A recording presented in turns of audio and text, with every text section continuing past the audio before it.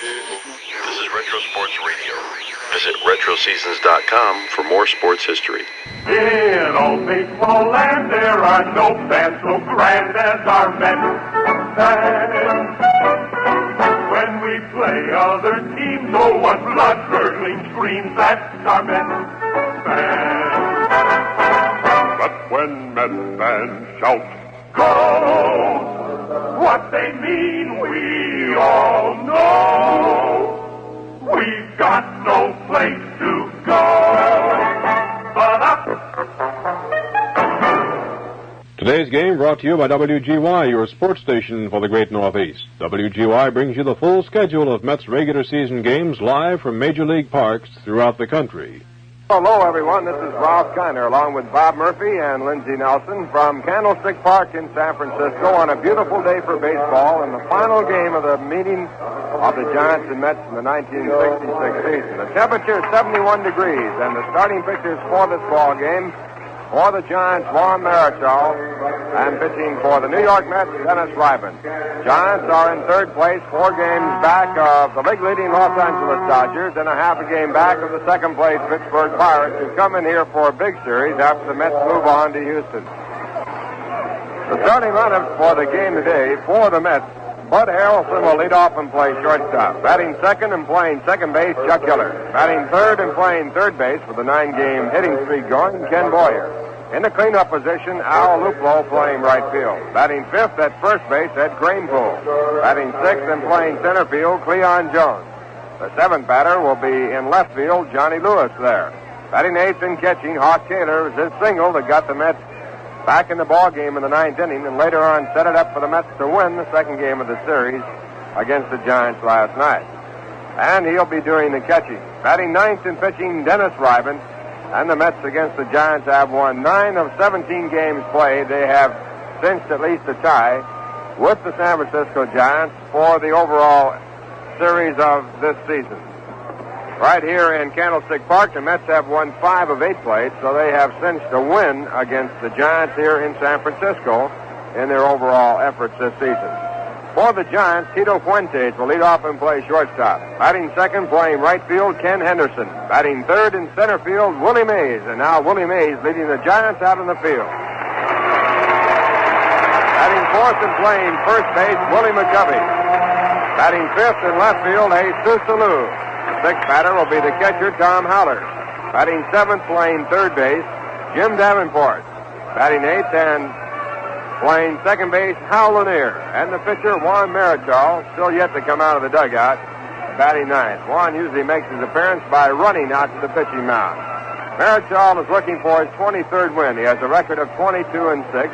And against the Mets, he has won 17 and has never been beaten. The Mets have knocked him out.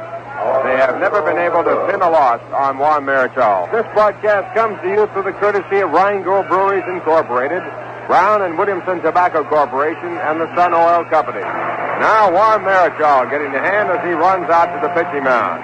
Coming out with him to take their respective positions, Whitey Herzog, the third base coach for the Mets. It was he who set up the steal of home for Bud Harrelson last night that proved to be the winning run of the ball game in the top of the ninth. And coaching at first base, Yogi Berra. The umpires for the game today: Harry Windlestaff behind home plate, Shag Crawford at first base, Ed Bargo at second base, and Doug Harvey at third. This broadcast is being beamed around the world through the services of the Armed Forces Radio, and a salute from us here at Candlestick to all of you. Defensively for the Giants, it's Tom Haller catching. At first base, Willie McCovey. At second base, Hal Lanier. Tito Fuentes, the shortstop, and Jim Davenport at third. Jim Ray Hart, who is the regular third baseman, is being rested by manager Herman Franks. He has had a great record against the Mets this year. He has hit a total of 8 home runs against the Mets pitching. In left field, Jesus Alou. In center field, Willie Mays checking the flags as the wind blows toward right field. And playing in right field, Ken Henderson. Breeze is fairly calm right now, although there is the prevailing wind of about 5 to 10 miles an hour blowing out toward right. Now the Mets have their leadoff batter in the batter's box, Bud Harrelson, the shortstop. He'll be followed by Chuck Hiller and then Ken Boyer. Harrelson batting .196 with no home runs, and 3 runs batted in. Since joining the Mets from Jacksonville, he has stolen 5 bases in 5 tries. Switch hitter batting from the left-hand side, and Juan Marichal into the windup and the first pitch of the ball game. And it's taken over the outside corner, called a strike. Fastball by Marichal, and on the pitch, Harrelson was moving up as though to bunt. Third baseman Jim Davenport playing about 80 feet away right near the line to guard against the bunt. Willie McCovey also in about 80 feet away right on top of the left-hand batter.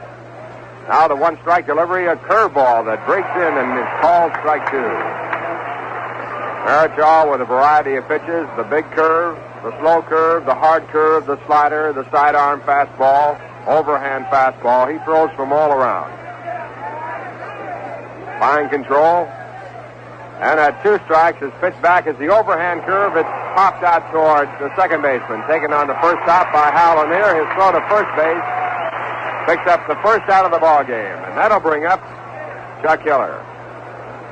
Chuck playing at second base against the right-hand pitching. The Mets are trying to get as much left-hand bat in the ball game as they can find. They have Ken Boyer as a right-hand batter and Cleon Jones as a right-hand batter, along with Hawk Taylor in their first 8 men.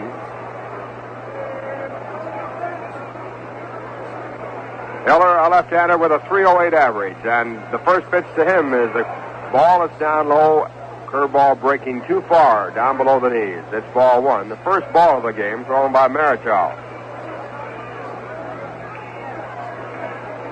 And now Juan back again. This time the curveball is hit on the ground foul toward Yogi Berra. Count evens out at 1-1. If the Giants had won last night's ball game, Marichal was to have skipped the Mets and pitched against the Pittsburgh Pirates. They come in here tomorrow from Los Angeles. But with the Giants losing, manager Herman Franks pushed Marichal in his regular turn. A swing and a miss at strike 2. As he felt he could take no chances against even losing a ball game after his loss last night. 1 ball, 2 strikes. The right-hander back to Chuck Hiller, and the pitch is popped off the hands toward the shortstop, Tito Fuentes, shading from the sun back on the edge of the outfield grass, and he picks it up for the out. So 2 away. 2 put away easily by Marichal, and it brings up Ken Boyer, who has a 9-game hitting streak going. Pittsburgh at Los Angeles. The starting pitchers of that ball game, Tommy Sisk going for the Pirates. He has a record of 10-3, and he'll be opposed by Joe Moeller, who has won 2 and lost 3. And this is a must game for the Pittsburgh Pirates. They have lost the first 2 of the 3-game series. First pitch to Boyer, drilled deep to left field. But waiting there as the wind holds the ball up is Jesus Alou, and he makes the catch, and that retires the side. So Marichal retires his first 3 men. And the Mets are out in the top of the first with no score, and the Giants now coming to bat. Going to the bottom half of the first, the final game in this series between the Mets and Giants, and the final game of the year between the Mets and Giants. Dennis Ryman taking his warm-up pitches. His last time against San Francisco, he defeated them by a score of 2-1, holding the Giants to 5 hits. Ryman on that date beat Gaylord Perry. So he is now taking on Juan Marichal. Dennis with a fine record of 11 wins and 7 losses. He has won more games as a right-hand pitcher for the Mets than any other Met pitcher. He's 25 years of age, 5'11", 175 pounds. He lives in Long Island. He is 2-0 over the Giants this year and has a lifetime record in the major leagues of 13 wins and 15 losses. And his first pitch to Tito Fuentes is a curveball outside for a ball. Fuentes batting .255 with 7 home runs and 34 runs batted in, a right-hand batter. He'll be followed by Ken Henderson and Willie Mays. And the next pitch is called a strike. So Ryman has the count at 1-1.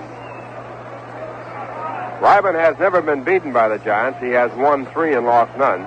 His 1965 record in the major leagues, 1 win and 3 losses. And at 1-1, the pitch to Fuentes is called strike 2. Dennis credits his success this year to the fact that he has learned to move the ball in and out rather than up and down, and he tries to work low all the time.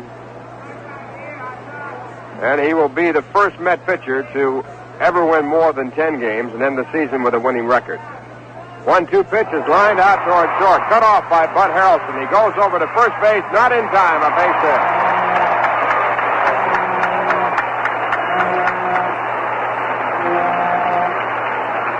Bud Harrelson, going back at second base, came up with the ball and then fired to first base, but missed his man by just a fraction of a step.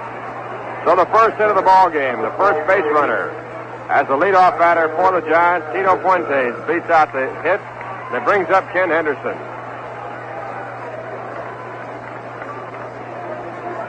Henderson, a left-hand batter against right-hand pitching. He has an average of .313 with no home runs and no runs batted in.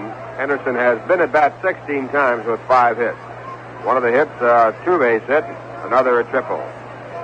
Fuentes with a short lead at first, now moving up, and the first pitch to Henderson is outside for a ball.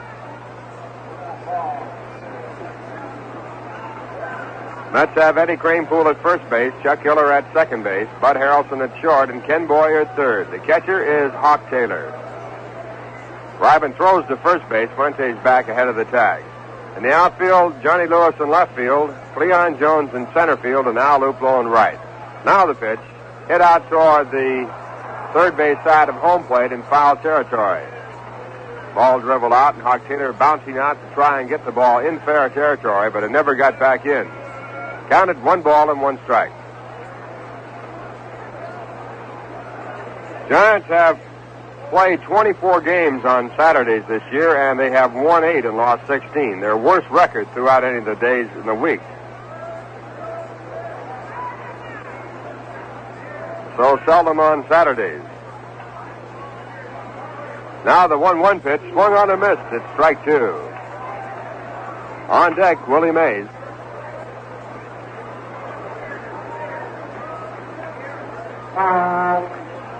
Ryman checks out his outfield, now turns back to home plate to take the signs from his catcher.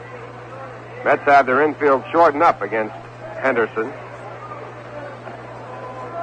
And the next delivery is grounded out to second. A tough chance for 2. Hiller goes to the shortstop at second base for the force play there, but no throw on to first base.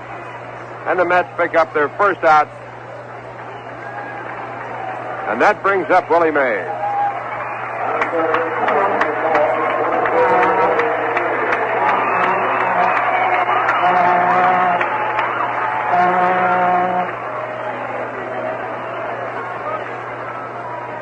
Willie Mays hitting .293 with 34 home runs and 94 runs batted in. Willie straddling the plate, and as he moved his bat back, he hit Hawk Taylor's glove. Of course, if he did that swinging, it would be a catcher's box.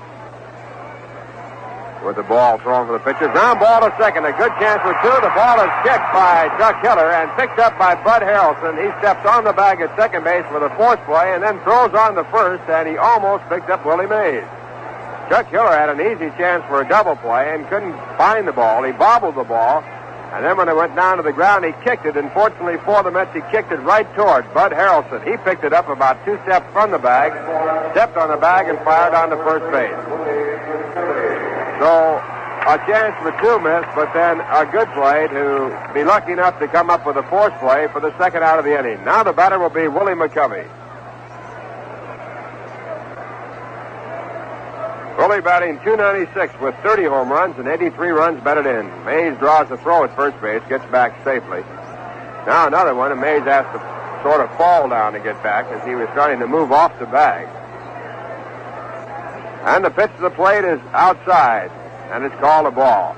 On the pitch, Willie McCovey was stepping out of the batter's box, but time was not called by Harry Wendelstadt. If Dennis Ryman had been able to get the ball in the strike zone, he would have had an easy strike. Now Dennis sets up again and throws to first base again, and Willie Mays just gets back. Ball was dropped by Kranepool, and Willie Mays picked it up and handed it to him.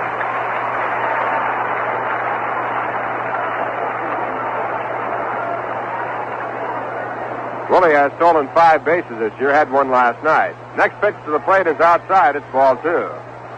McCovey had a tremendous home run last night that was aided by the jet stream that was blowing out toward right field. The ball went over the bleacher area, traveled somewhere around 500 feet. The wind was blowing about 35 to 40 miles an hour at times last night, with fog drifting down throughout the game.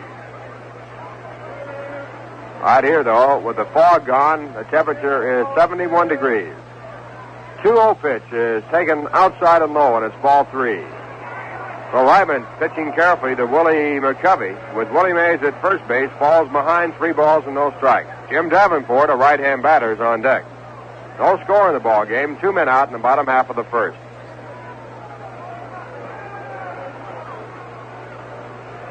And the 3-0 pitch is over the outside corner. Knee-high, a called strike. 3 balls and 1 strike.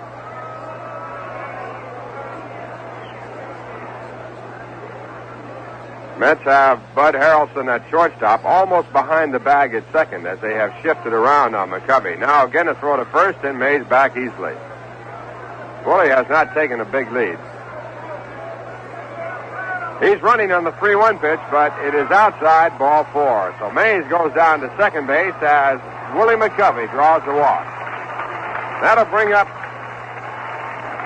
Jim Davenport.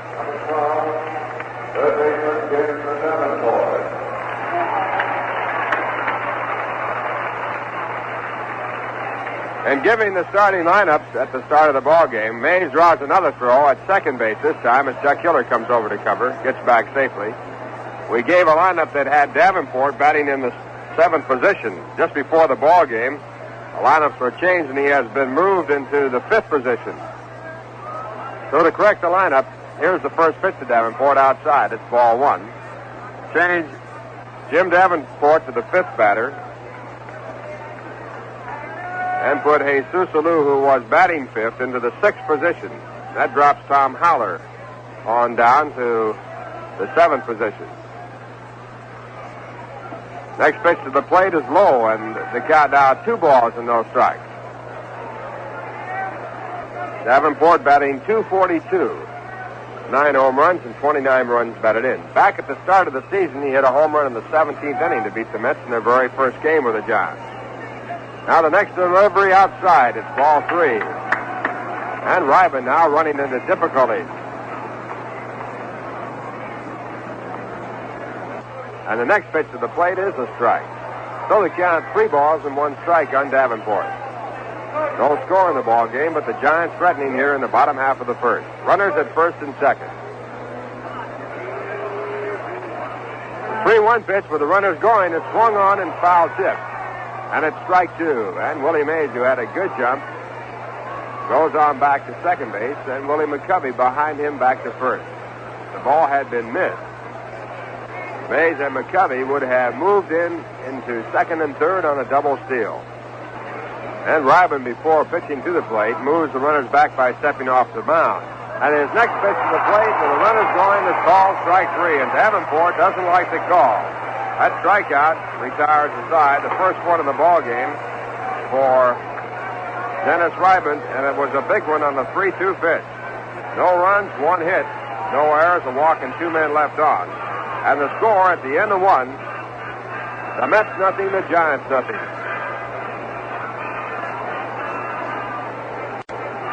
So the teams change positions now with the Giants going out and the Mets coming up for the second time as they move to the top of the second. First man up for the Mets is Al Luplow, and the first pitch by Juan Marichal is called a strike.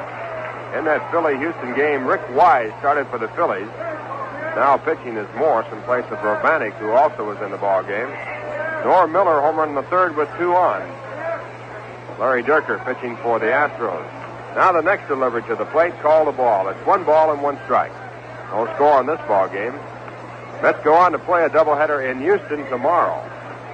First game will be televised. Both games, of course, on radio. Tug McGraw and Nolan Ryan pitching for the Mets. A hard swing by Luplow, and it's strike 2. 1 ball and 2 strikes. Game time tomorrow will be at 3:25 New York time. Dave Justy and Bob Bruce are the scheduled pitchers for the Astros. Now an overhand curve, swung on and missed, strike 3. Marichal picks up his first strikeout.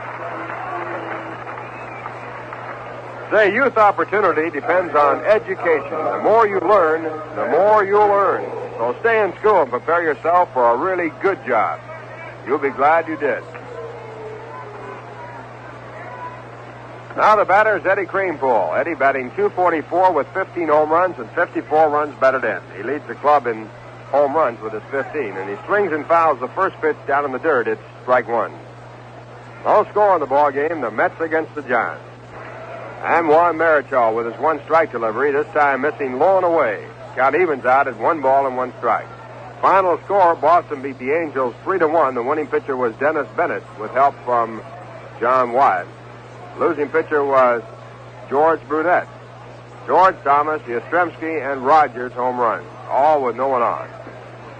Now the next delivery, an overhand curve that's hit out into right field for a base hit. Eddie Kranepool goes to first base and holds there, and the Mets get their first base hit in the ball game. That'll bring up Cleon Jones.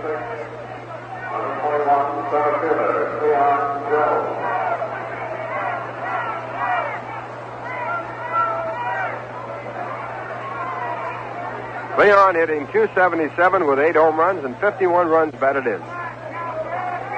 Right-hand batter. Both sides with a base hit now.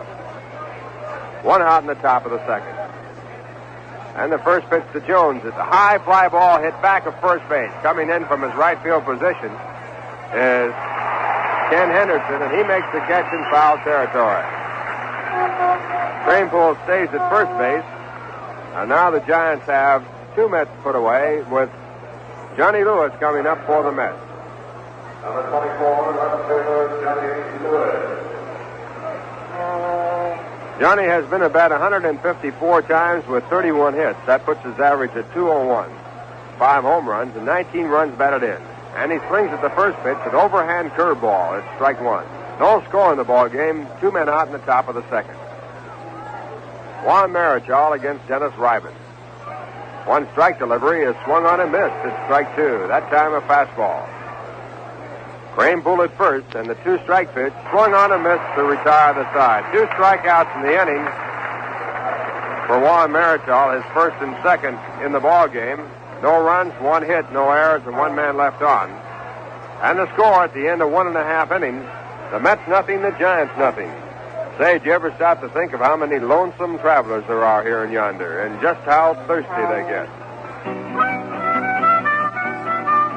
Well, I am a lonely and a lonesome traveler. I am a lonely and a lonesome traveler. I am a lonely and a lonesome traveler. I've been traveling on. I travel here and then From California to New York, the American folk singer travels here and yonder, carrying with him the music of the whole world and its peoples. And sometimes when the traveling gets thirsty, he puts down his guitar and accompanies himself with a cold beer, maybe Rheingold. And in New York City, where more songs and travelers stop than anywhere else in the world, more people buy Rheingold Extra Dry than any other beer. How come? Maybe it's the Oregon hops we use. Who knows? But we must be doing something right. Going to the bottom half of the second inning, Dennis Ryben pitching for the Mets.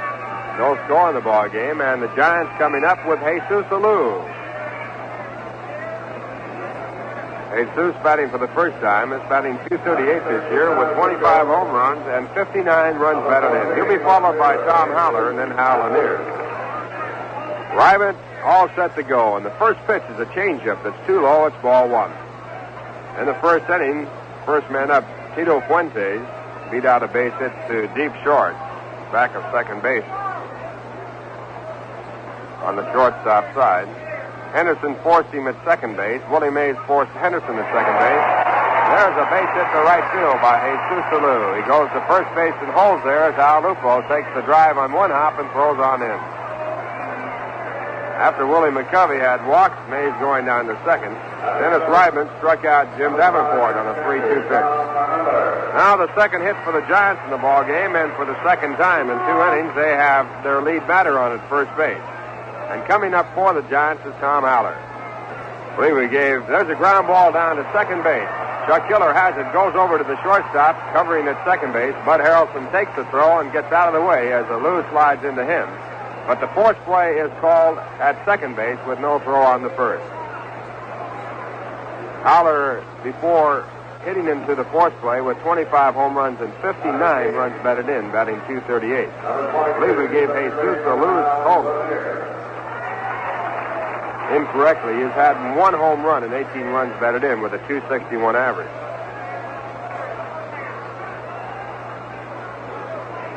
Now the batter is the second baseman, Hal Lanier. No score in the game. One man out, bottom half of the second. Lanier, a right-hand batter, and pitched back to the plate and loops into center field strongly. Leon Jones moves in. And he makes the catch for the second out of the inning. Haller back to first base, and it brings up Juan Marichal.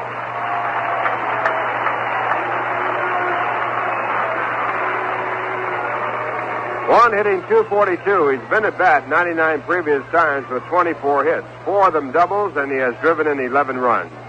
You cannot take him too lightly.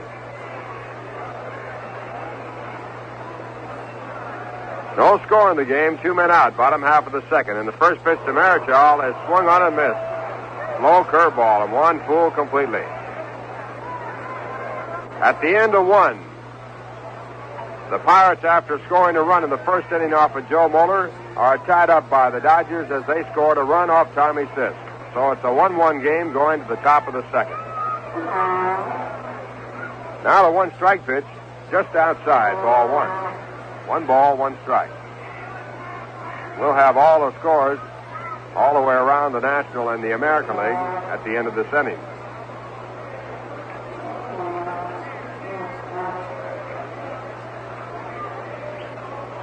Another football final. Michigan State 28, North Carolina State 10.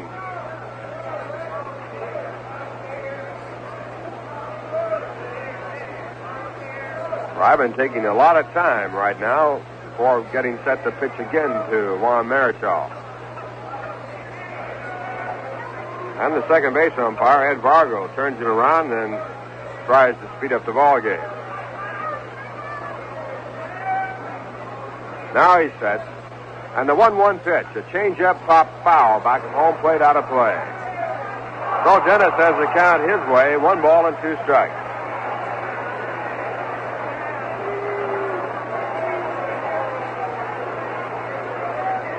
The Mets and Giants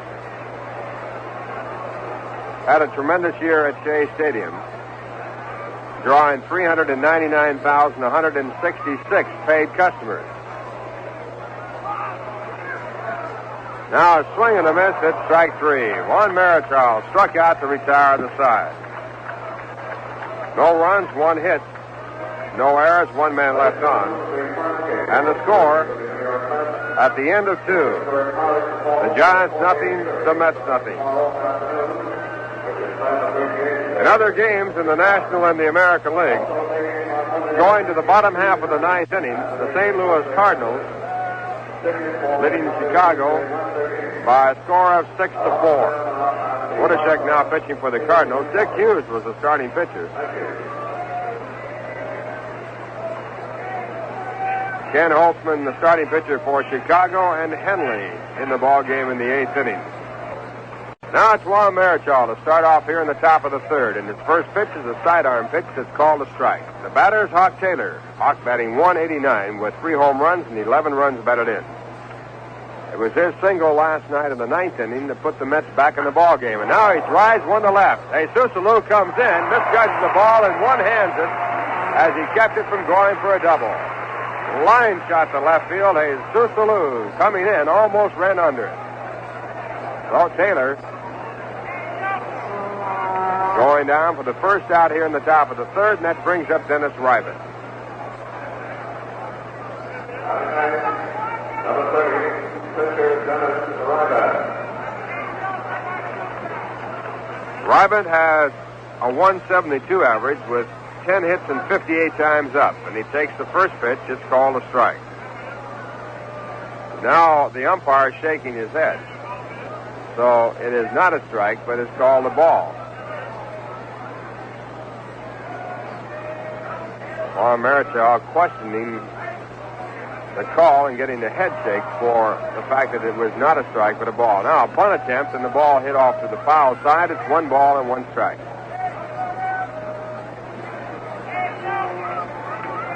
In the St. Louis-Chicago game, Phillips has hit a home run in the 9th inning with no one on for the Cubs. The Cubs now trailing by 1 as they bat in the bottom half of the 9th.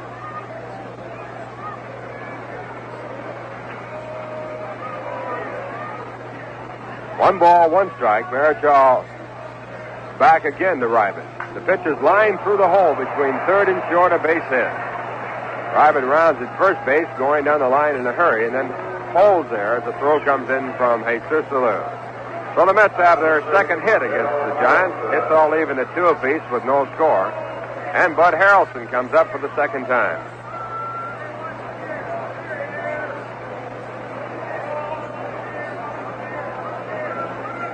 Bud grounded down to second base his first time up.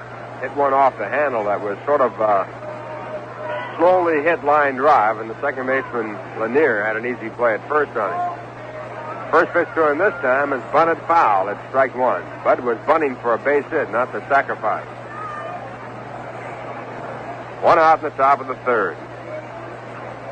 Davenport defensed against him at third base, about 80 feet away near the line. Next pitch is bunted foul again. Strike 2. Bud in last night's ball game showed some muscle. He had 2 triples. He's had 3 since he came up from Jacksonville. One was to right center, the other to left center. He has good speed, and he pops one into shallow center, going back into a position back of second base is Tito Fuentes, and he makes the catch. Fuentes was looking as though he might drop the ball, but there would be no advantage there. He had then a chance to make a force play, which would leave Harrelson a very fast man on. Now the batter is Chuck Hiller. Chuck pops it short his first time up, and he takes the first pitch outside at the ball.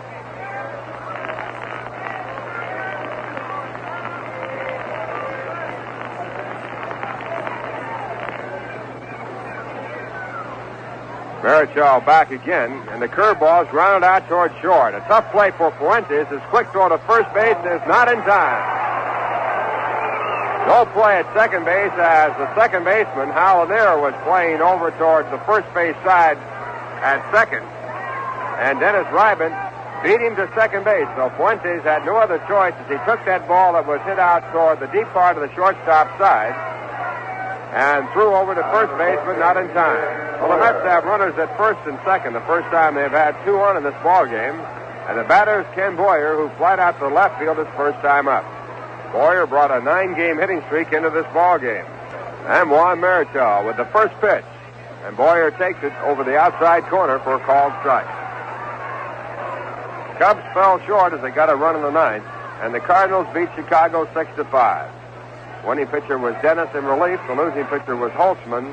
Shannon and Phillips home run. Now a swing at an overhand curve at strike 2.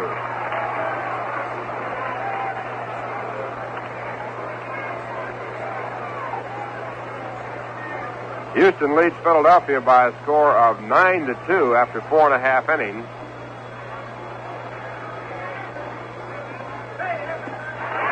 And the next pitch is called strike 3. That retires the side. In the inning, no runs, 2 hits, no errors, and 2 men left on. The strikeout for Juan Marichal, his third. And the score at the end of 2.5 innings, the Mets nothing, the San Francisco Giants nothing. Now here's the word from Rheingold. I don't know the reason. I can't tell you why. More people like Rheingold, the beer extra dry. But we must be doing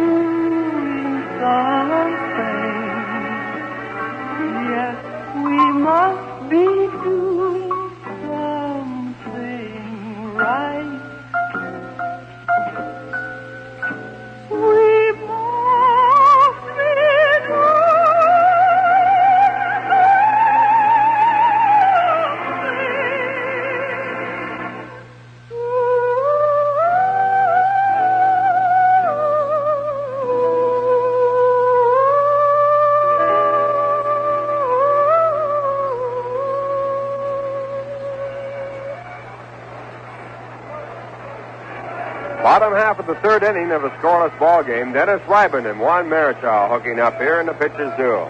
Say, the Brewers of Rango Beer pleased to announce the Brass on the Grass, a free concert by Herb Alpert and the Tijuana Brass in the Central Park Sheet Meadow, Central Park West and 66th Street on Wednesday, September 21st at 8 o'clock.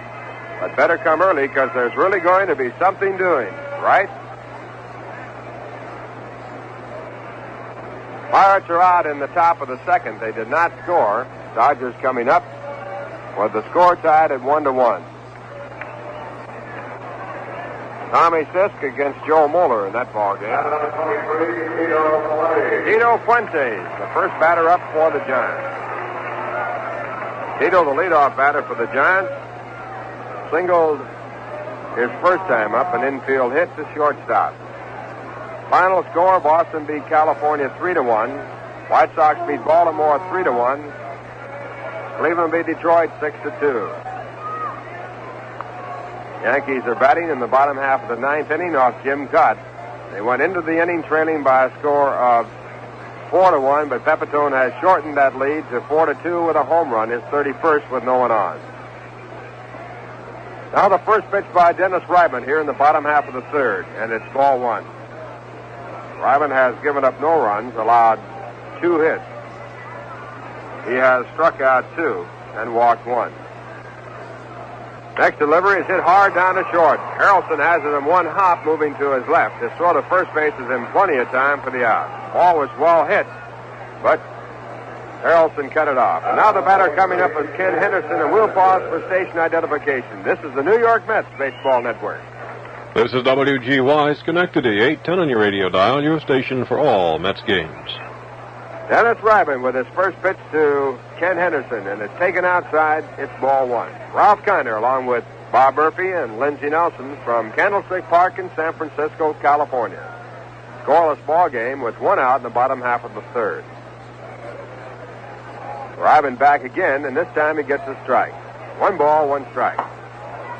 Henderson hit into a force play his first time up, grounding down to short. Average dropping from 313 to 294 with his 1 time at bat. He's been up 17 times with 5 hits. Next pitch grounded out toward first base. Eddie Kranepool decides to take the play at first base by himself and makes it there unassisted for the out. 2 men out. Now Willie Mays comes up.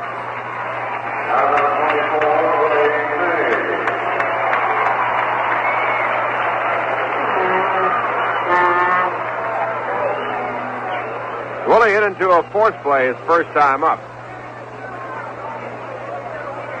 Hit the ball hard down to Chuck Hiller, and Chuck had a good shot at a double play, but booted the ball, and then actually booted it with his foot over to the shortstop, Bud Harrelson, not on purpose. Bud got the ball and stepped on the bag. First pitch is a breaking pitch over the outside corner, a called strike. Mays hitting .293 this year with 34 home runs and 94 runs batted in. Now the 1 strike delivery taken at the knees, and it's called strike 2. If the Mets can win this ball game here today, it will be the first time in their history, and they're in their 5th year, that they have ever won a series from another team. Mets have won 9 of the 17 games played, and if they could win today, that would give them their 10th win and a victory in the series for the season for the first time over any club. A check and a swing and a foul ball. Actually, the ball was not fouled as Hawk Taylor came back. The ball was just not caught by Taylor, and the count goes to 1-2. 1 ball, 2 strikes. The Mets have a chance, of course, against other teams to come up with a winning season record. They are 9-7 against Chicago with 2 games to play, and they are 8-3 with Houston with 8 games to play. A high drive to deep center field, but the wind's holding the ball up. Back in the warning track is Cleon Jones, and he really had trouble with the sun, but he made the play to retire the side. The last minute, Cleon Jones made the catch as he spun away as that ball was in the sun, but he found it and made the play on Willie Mays. So with an aid from the wind blowing in from left center field, the Mets get Willie Mays out and retire the side in order. And the score at the end of 3 The Mets nothing, the Giants nothing. And now... That's Bugles and Drums, and you'll hear that each evening Monday through Friday at 5:45 on WGY when I bring you Spotlight on Sports, the only full 15-minute radio program in the area devoted exclusively to sports news of the day. This is Bill Carpenter inviting you to hear Sports Spotlight each day and to tune in Mondays and Thursdays at 5 minutes past 7 p.m. for two new programs of auto racing news, Northeast Racing Roundup on Mondays and Speedway Highlights on Thursdays. And these programs are only part of WGY's extensive and intensive coverage of sports. Monday through Friday at 6:15, horse racing fans will like Howard Tupper's Track Talk. Golf enthusiasts will enjoy Bill Edwardson's Golf Talk on Thursdays at 6:35 p.m. with questions from golfers and answers from pros. All this, plus Mets baseball and national sports coverage from NBC on WGY, your reliable station for sports in 26 counties of New York and New England. Now in the fourth inning, Al Luplo will lead off against Juan Marichal. At the end of 2 innings at Dodger Stadium, the Pirates won, the Dodgers won. Right-hander Tommy Sisk with a record of 10-3, pitching against Joe Moeller, 2-3. Al Luplo's second time up. Marichal struck him out in the second.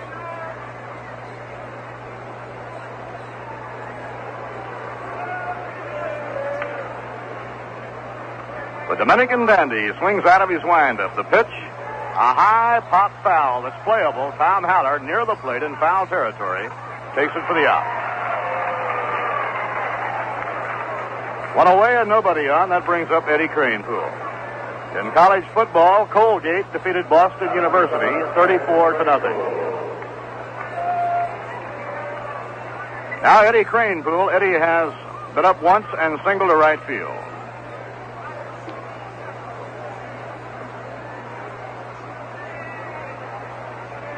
Breeze now has freshened up and is very much indeed a factor in the ball game. Marichal winds the pitch on the way. A little bit low and outside, 1 ball and no strikes. Yogi Berra coaching at first, Whitey Herzog at third. Mays shaded toward right center against Eddie Kranepool. Breaking ball at the knees, it's a strike. 1 ball, 1 strike. Following today's game, the Mets fly to Houston. Doubleheader tomorrow with the Astros will be on with our broadcast at 3:25 p.m. New York time. Outside and low with a screwball, 2 balls and a strike on Ed Kranepool.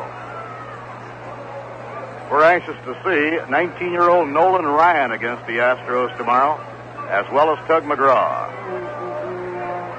The Astros seem to be getting hot. They beat the Phillies last night. Harrison hit a grand slam home run. Bounced foul, it's 2-2. And they are walloping Philadelphia this afternoon. They lead the Phillies 10-2 at the end of 5. The Cardinals won today. And when the day is over, it appears St. Louis will be just a half game behind Philadelphia. Ground ball hit toward the middle. Fuentes up with it behind second. Throws not in time. And Kranepool is on. Tito Fuentes making a beautiful play going in behind second base. He was actually a stride over on the right side of the diamond when he came up with the grounder and whipped the ball quickly to stretch McCovey, but not in time. For the New York Mets, their 4th base hit. So Eddie Kranepool is 2 for 2, and it brings up Cleon Jones.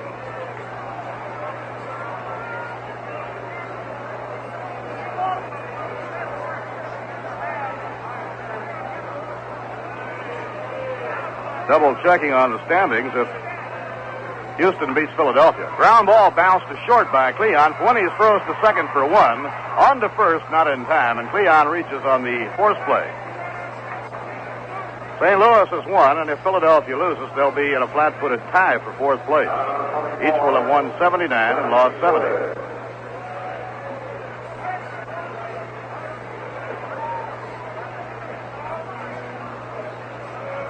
Now Johnny Lewis up against Juan Marichal. No score, top of the 4th inning. Speedy Cleon Jones on first base, 2 men down. There goes Cleon, a swing and a miss. The peg by Haller, the slide. safe. He stole the base. Leon Jones getting his 15th stolen base of the year, and Cleon has been caught only 5 times all year. Cleon has the new Mets club record for stolen bases in a season. A modest record, but nonetheless a mark of progress. Now a 1-strike count on Johnny Lewis.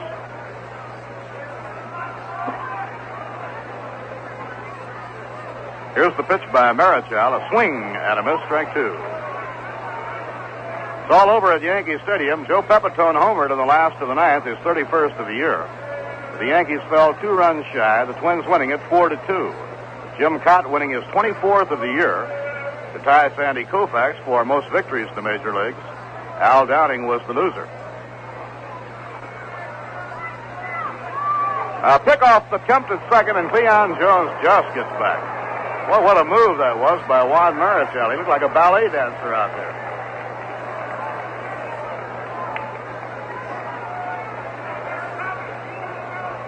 Pretty close to a balk, I would say. 2-strike pitch. Outside and low, 1 ball and 2 strikes.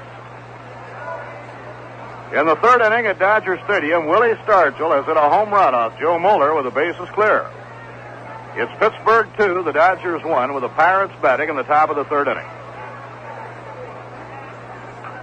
A ground ball foul right down to Whitey Herzog.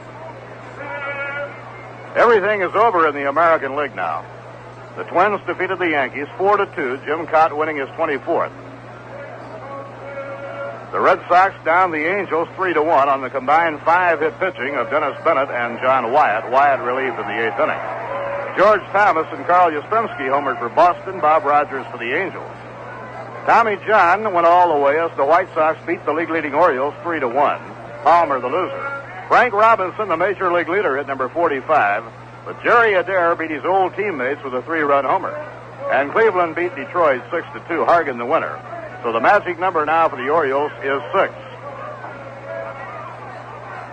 1 ball and 2 strikes to Johnny Lewis.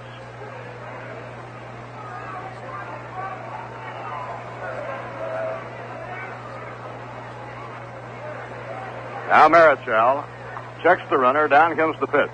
A high foul ball wafted back into the crowd. No play.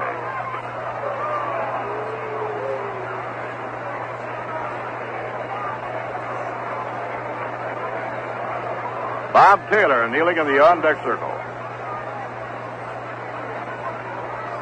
The New York Mets, no runs, 4 hits and no errors. The Giants, no runs, 2 hits and no errors. We're in the top of the 4th inning.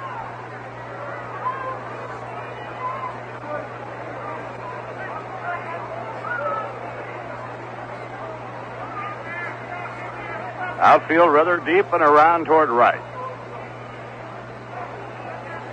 Now Juan's 1-2 delivery is low and outside. He missed with a screwball, and the count is even at 2-2. The Mets can win today.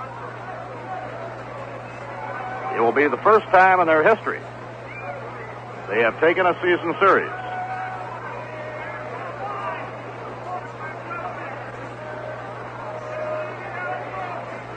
The 2-2 pitch. A swing and a miss. He struck him out. For Marichal, his 4th strikeout. Mets are out in the 4th inning with no runs, 1 hit, no errors, 1 left. At the end of 3 1/2, the New York Mets nothing and the San Francisco Giants nothing. Hear that? Guess who it is? It's an American citizen dancing for joy about the new higher interest rates on United States savings bonds. Now, U.S. savings bonds earn 4.15% interest when held to maturity. Over 4% return on savings bonds. Sounds great, doesn't it? Well, it's true. Your money couldn't be safer if the FBI patrolled it day and night. And yet, bonds bring you 4.15% in return. The new higher interest rates apply to new bonds you buy or to those you now hold for their remaining period to maturity. Get in step. Buy U.S. savings bonds where you work or where you bank. They're safe, They pay over 4% interest, and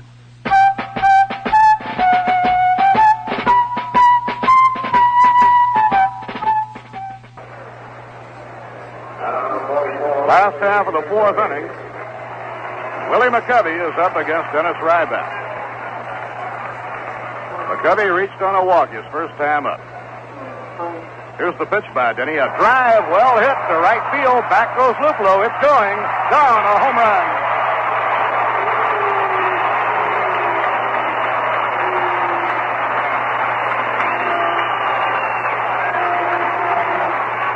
For Willie McCovey, his 31st home run of the year. A line drive over the fence of the 375 mark in right center field.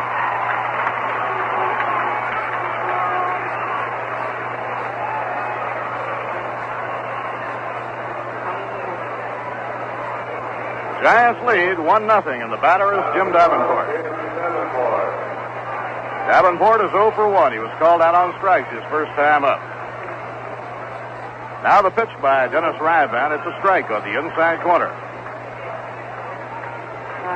McCovey is a dangerous hitter anywhere, but in this ballpark, he is really dynamite. Popped high in the air to shallow right field. Luplow charging in, slows up. He's under it, and Al makes the grab, but retiring Davenport.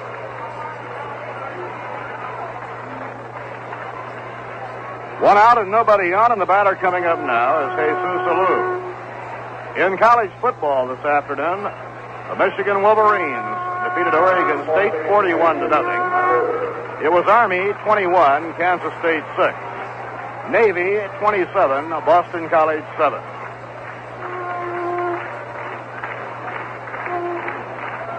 Jesus Alou lined a single to right field his previous time at bat.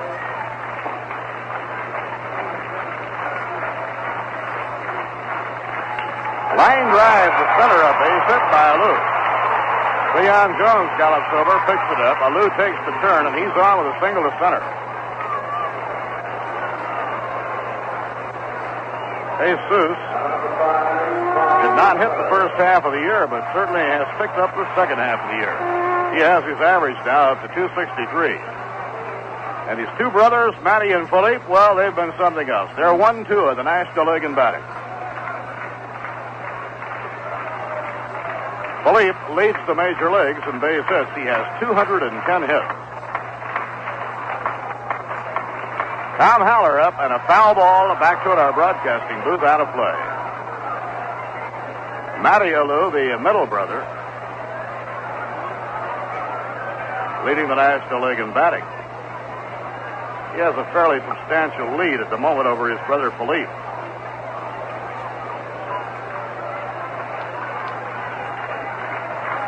Now Dennis Ryban lobs the ball over to first base. Hal Lanier is the on-deck batter. The Giants have gone in front 1-0 on the home run by Willie McCovey.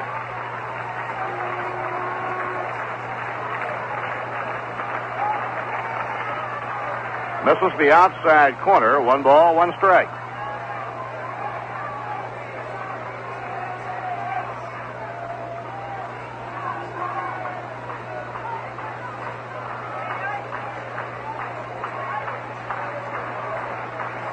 Leon Jones playing a deep center field and shades toward right center against Tom Haller. Haller reached on a force play his first time at bat. And a pitch out, but nothing was on. 2 balls and a strike. Ryban has good control. You can pitch out with Dennis without too many worries.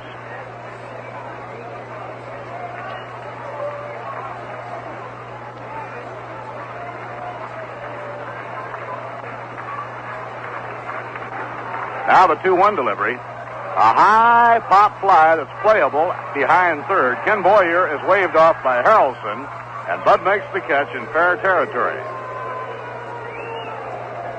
2 men away, Hal Lanier, the second baseman, comes up. Willie Stargell's home run at the third off Joe Moeller, the only run in the inning. Now at the end of 2.5, it's Pittsburgh 2, the Los Angeles Dodgers 1.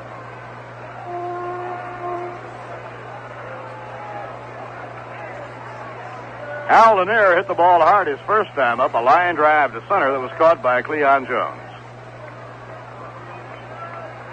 Rybat off the stretch.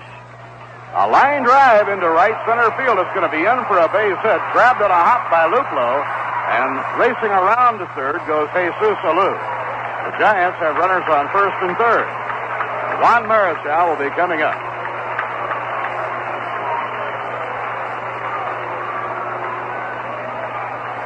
Giants have 3 hits off Dennis Rybat here in the fourth.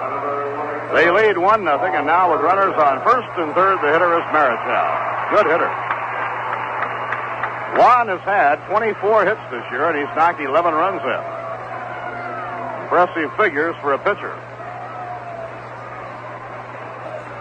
Marichal with that back foot planted right on the restraining line. Wide batting stance. Down comes the pitch. A ground ball hit deep in the hole. Backhand play can't be made. Alou is in to score. Racing around to third base goes Hal Lanier, and he's in there facing.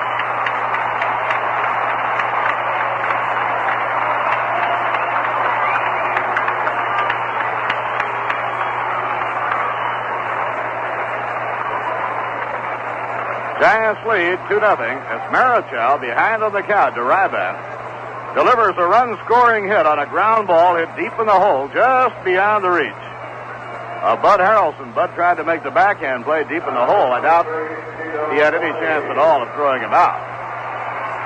And now Tito Fuentes comes up. Giants now have 2 runs on 4 hits off Dennis here in the 4th inning. Fuentes has 1 for 2. He reached on an infield hit in the first.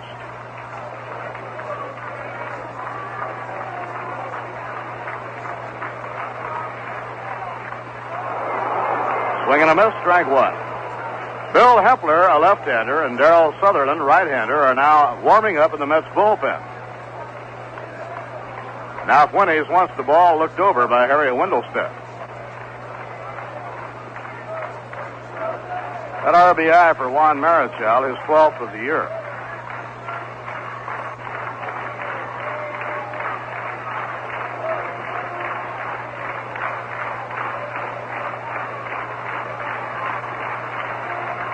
Now the pitch on the way, a sidearm delivery, a swing and a miss, strike 2. Dennis really had a lot on that one. Darrell Sutherland was the winning pitcher in last night's game. Darrell worked 2/3 of 1 inning. He worked in the last half of the 8th inning, and the Mets got 3 in the 9th. Now Ryban in the set position. A crossfire delivery, a swing and a miss. He struck him out. Ryban fans Tito Fuentes for his 3rd strikeout, and the side is retired. 2 runs, 4 hits, no errors, 2 left on. Now 4 innings complete. The Giants 2 runs, 6 hits, no errors. The New York Mets, no runs, 4 hits, and no errors. Tomorrow at Shea Stadium, the New York Jets open the home season in the American Football League as they host the Houston Oilers, one of the top contenders in the Eastern Division. A duel between Joe Namath, Rookie of the Year in the AFL last season, and the old pro George Blanda, now in his 17th year. We want to extend our best wishes to head coach Weeb Eubank, his staff, and his ball club as they open their home season. By the way, if you have a ticket, if you're going to be at Shea tomorrow for the home opener of the New York Jets, stop by the advanced sale window and make your plans for the final 5 home games of the New York Mets. At last homestand starting a week from Tuesday night, September 27th. The Cubs are in for a night game on Tuesday, a day game on Wednesday, the 28th. Then the final weekend against the Houston Astros, with the final day being 2 weeks from tomorrow, October 2nd, Fan Appreciation Day game with the Houston Astros. Bob Taylor is up against Juan Marichal as we move to the 5th inning. The Houston Astros are leading the Philadelphia Phils 10-2 at the end of 6.5 innings. Outside and low, it's ball 1. The St. Louis Cardinals defeated the Chicago Cubs 6-5. So the Cardinals will probably be tied for 4th place when this day is over. Ground ball hit down to third, handled deep behind the bag by Davenport. The throw in the dirt, and up with it is Willie McCovey in time for the out.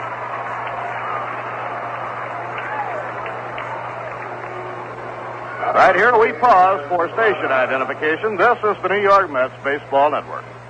This is WGY, your New York Mets station, Schenectady.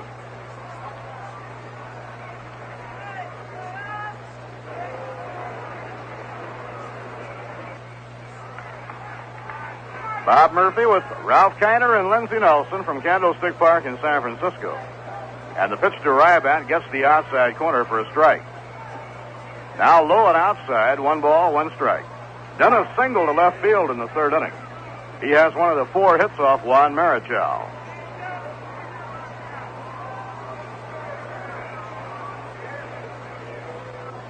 A 1-1 pitch, a swing and a miss at a curveball, 1-2.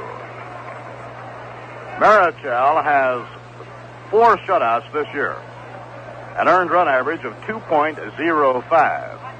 Sandy Koufax leads the National League with a 1.7 ERA. Now the 1-2 delivery. Sidearm delivery, outside, it's 2-2.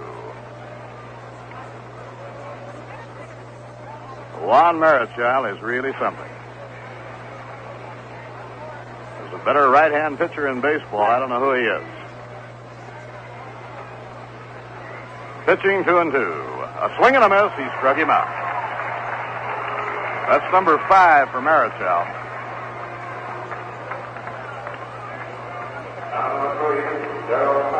He now has 194 strikeouts. The only National League pitchers over 200, I believe, at the moment are Sandy Koufax and Jim Bunning. Sandy way out in front of the major leagues in strikeouts. Bud Harrelson is up against Marichal, and the pitch is low inside, ball 1. The winningest pitchers in the major leagues are Sandy Koufax and Minnesota's Jim Cott. They both won 24. Zipped right in there for a call strike to Bud Harrelson. 1 ball, 1 strike. Juan was going great guns. It looked like he might come close to 30, and then a couple of injuries slowed him up. And the fastball in the outside corner, a strike, 1 ball and 2 strikes.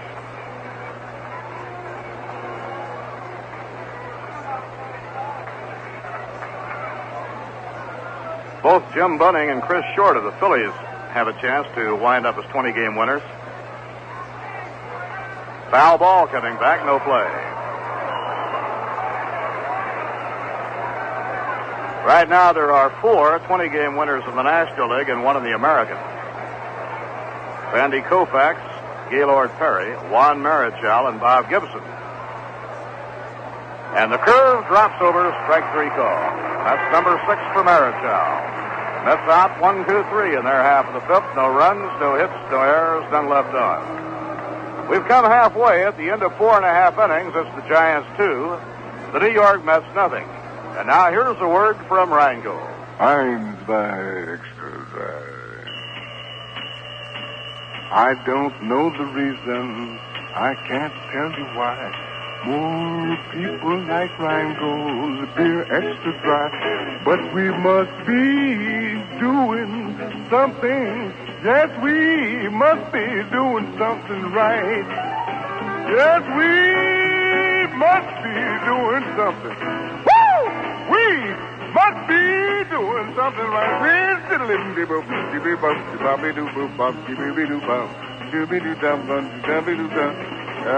Pour me another mug of that Rango exercise here. Woo! Yes, we must be doing something. Woo!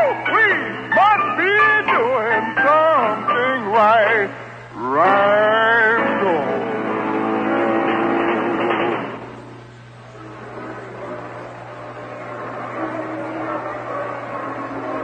Last half of the 5th inning.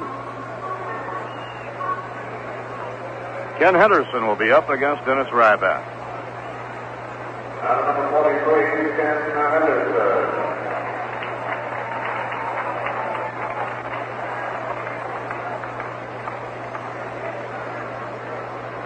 Henderson, hitting for the third time, has reached on a forced play and grounded out to first, 0-2.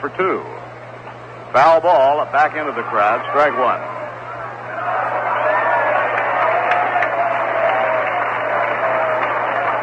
Well, the grandstand outfielders must have made quite a play.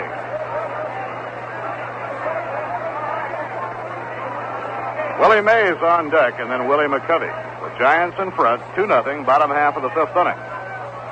Fastball for a strike.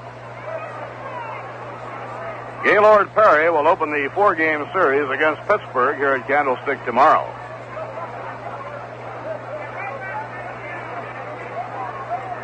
At the end of 3.5 innings, the Dodgers 2 and the Pirates 2. Now the curve outside and low, 1 ball and 2 strikes. The Dodgers now hitting in the last of the fourth inning against Tommy Sisk, and the game tied 2-2. The Dodgers are the hot club right now. They have won 8 in a row and won 13 of their last 15. The 1-2 pitch, a ground ball past Ryban's reach, fielded by Hiller. Chuck fires to first in time, and Henderson is out. 1 away. Now Willie Mays coming up. Willie has reached on a forced play and flies deep to center. Jones caught the ball right against the fence.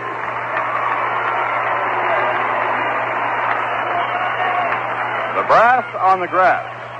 A free concert by Herb Alpert and the famous Tijuana Brass will be presented by the brewers of Rheingold Beer in Central Park on Wednesday, September 21st at 8 p.m. Enter the park at 66th Street and Central Park West. Then just follow the herd to the sheep meadow.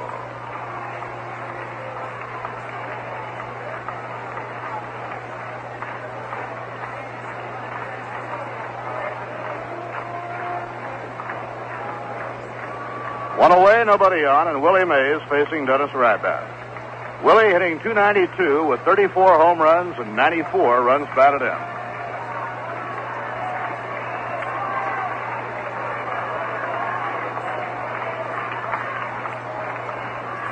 Now Dennis winds. Here's the pitch on the way. A full swing and a little squibbler hit foul.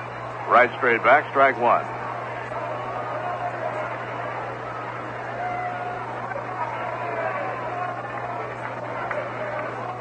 This will be the 10th year that Willie Mays has driven in 100 or more runs when he reaches it.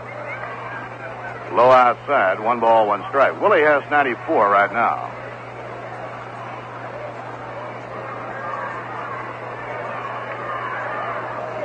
It will be the 8th consecutive year that Willie has driven in over 100 runs.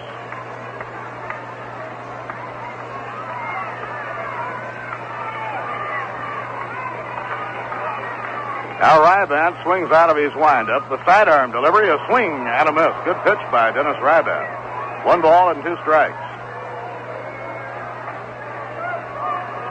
Stretch McCovey waiting in the on-deck circle.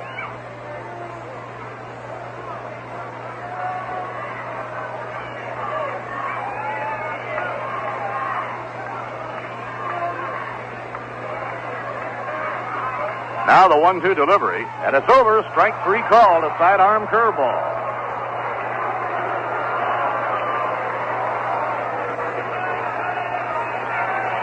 For Rybat, his 4th strikeout of the game. 2 outs and nobody on. Here's Willie McCovey.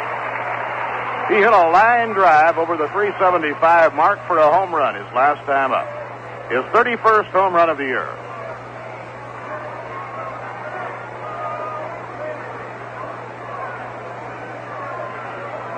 Rybat winds. Down comes his pitch. A high drive hit a mile to deep right center. Oh, is this one hit? It's over the bleachers again.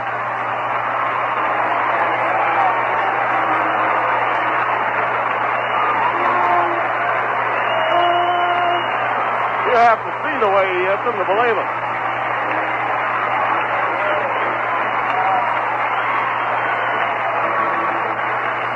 Well, I guess that ball was hit just about as far as the one he hit last night. Not quite as far.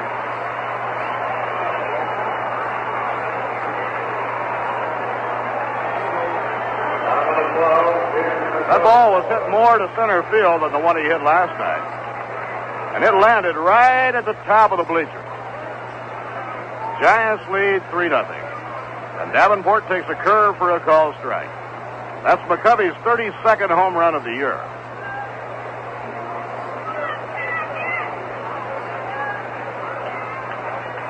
Now Rybank delivers low and outside.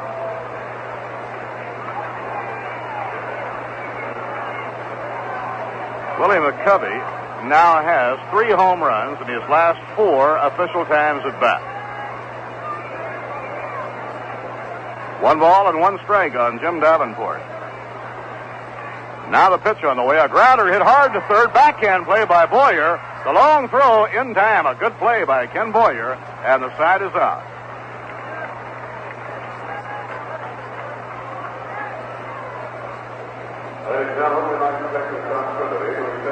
In the last of the 5th inning, 1 run, 1 hit, the home run by Willie McCovey. No errors, none left on.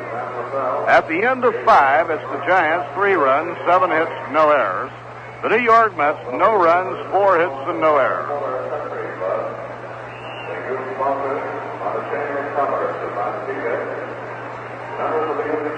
2 weeks from tomorrow, October 2nd, the Mets and the Astros will be concluding the New York Mets 1966 baseball season.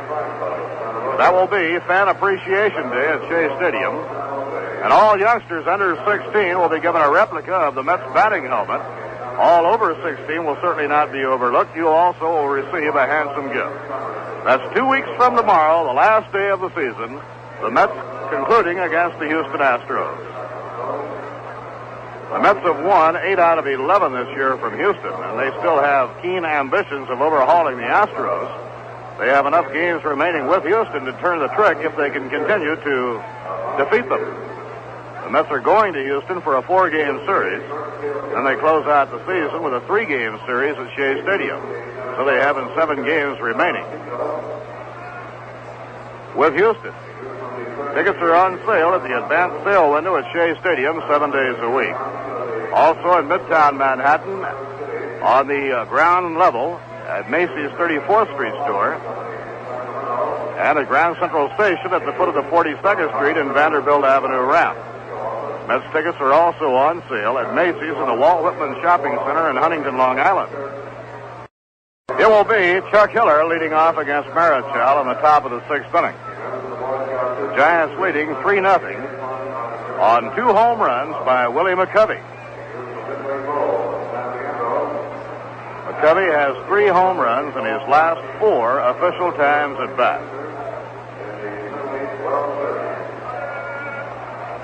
I don't know whether anything is bothering Marichal or not, but we're getting some warm-up action in the Giant bullpen. The way Marichal has been working on the mound, it certainly would not seem that there's anything wrong at all. In 5 innings, he's allowed no runs, 4 hits, walked none, and struck out 6. The Dodgers scored a run off Tommy Sisk in the last of the 4th inning at Dodger Stadium. And now at the end of 4 innings, it's the Los Angeles Dodgers 3, the Pittsburgh Pirates 2. They go to the 9th inning in Houston, with the Astros leading Philadelphia 11-2.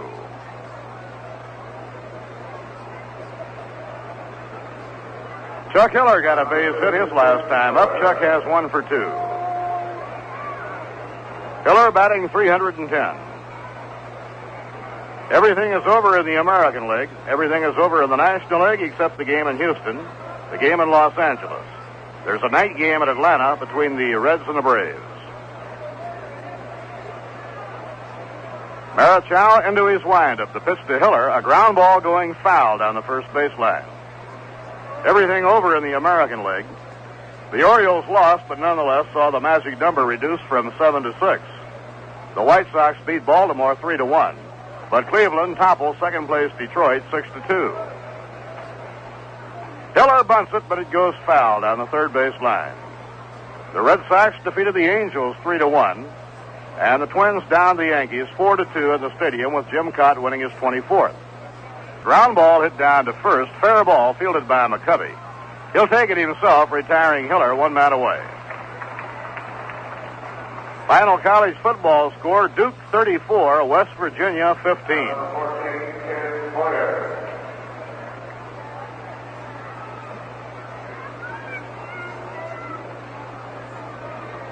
Ken Boyer has flied to left and been struck out. Ken is 0 for 2. Last night, Boyer drove in the first run for New York with a sacrifice fly. Breaking ball outside and low, ball 1.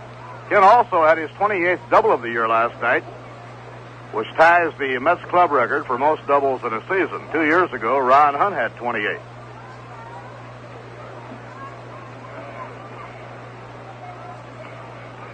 A drive well hit by Ken Boyer. This one is up there, and there it goes. A home run. Ken Boyer hitting his 14th home run of the year. It is now a 3-1 ball game. That drive really tagged by Kenny. It cleared the fence with plenty to spare. Sailed across the open expanse and landed right at the base of the bleacher wall. For Ken Boyer, his 61st run batted in, his 14th home run. Al Luplow up, and he is driven away from the plate. 1 ball and no strikes.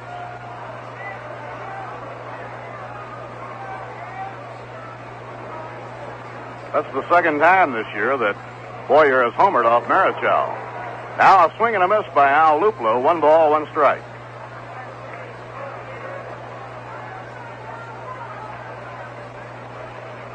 On the 4th of August, Kenny hit one in the 9th inning off Marichal.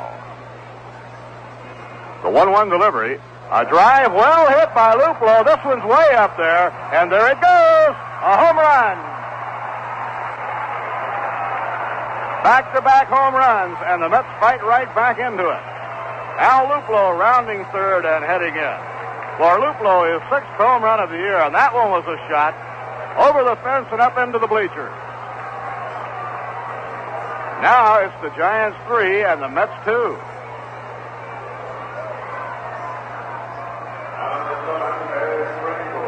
Back-to-back home runs off Lon Marichal. There's something you don't see very often. Now Eddie Cranepool is up, and the Mets now trail by 1 run. It's 3-2. Here's the pitch by Marichal. A high fly ball going foul down the right field line. This one has the legs to be a home run, but it's a foul ball. Al Luplow has hit 6 home runs this year, and 3 of the 6 have been off the Giants. That was his 2nd off Marichal. He also hit one off Bob Bolin.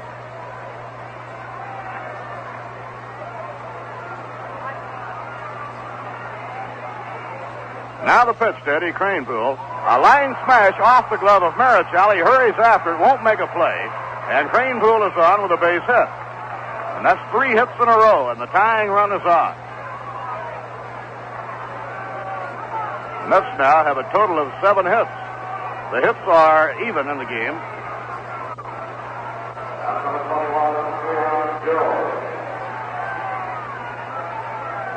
Rich Robertson starting to warm up in the Giant bullpen.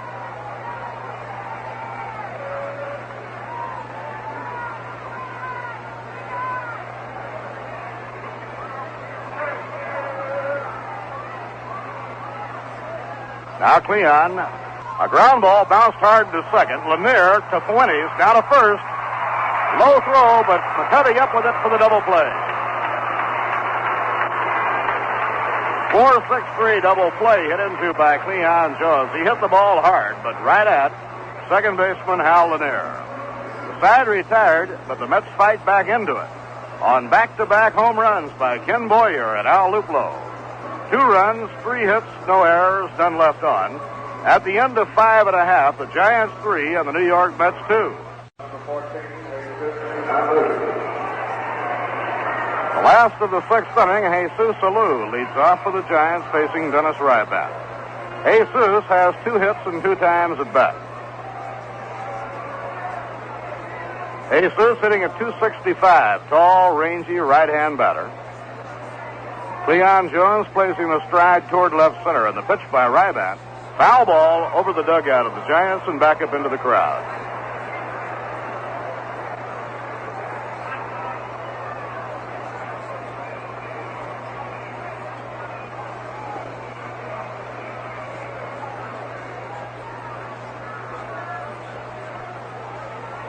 At the end of 4, the Dodgers 3 and the Pirates 2. Ground ball hit down to first base. Eddie Cranepool handles it. Jogs over to the bag, steps there, and Alou is out, one man away.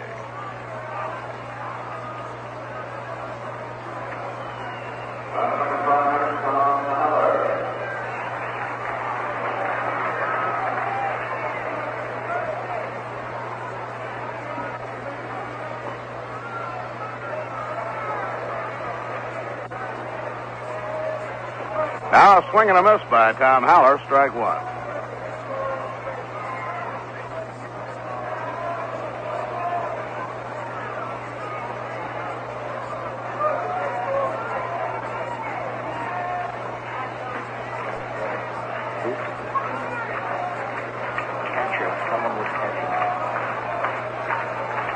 A slight injury down in the Mets bullpen. One of the players warming up a pitcher in the bullpen must have been hit by a ball. Now Haller lays off, and the count is 2 balls and a strike.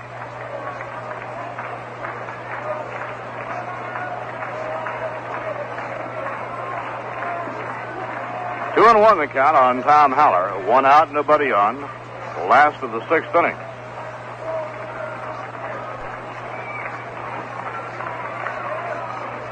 Inside and low, ball 3. Rybat working very carefully to left-hand batter Tom Haller, who has good power. The left-hand hitters with power, when that wind is blowing to right, you really have to pitch cautiously. And wherever possible, pitch around them. Here's the pitch on the way. Outside, ball 4, and Dennis is going to pitch around him.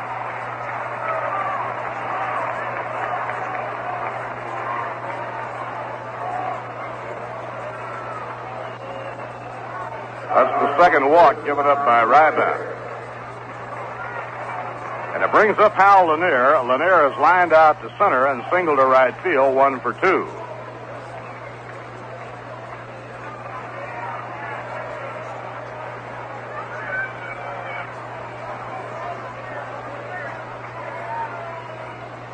One out and 1 on. Lanier, right-hand batter, waiting.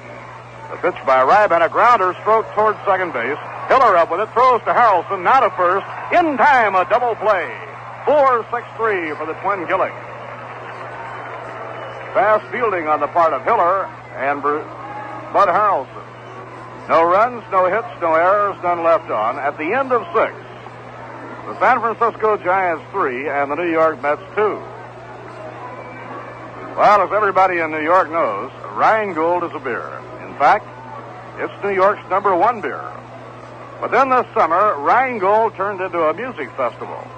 A full-grown 61-concert music festival attended by more than 220,000 people. Now, what does that make Rheingold? Well, probably New York's #1 music festival. Well, Rheingold is so happy about being New York's #1 this and New York's #1 that it would like to invite the entire city to a free concert by Herb Alpert and the Tijuana Brass. It'll be in the Central Park Sheep Meadow, Central Park West and 66th Street on Wednesday, September 21st at 8 o'clock. But better come early because there's really going to be something doing, right?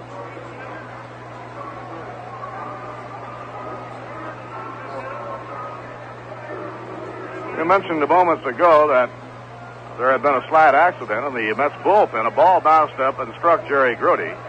Jerry is all right. He's on his feet and walking now into the dugout with trainer Gus Mush, and he'll go on into the clubhouse to be taken care of.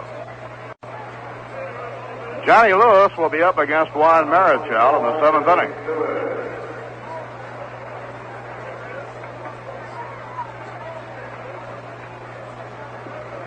Johnny has been up twice and been struck out twice.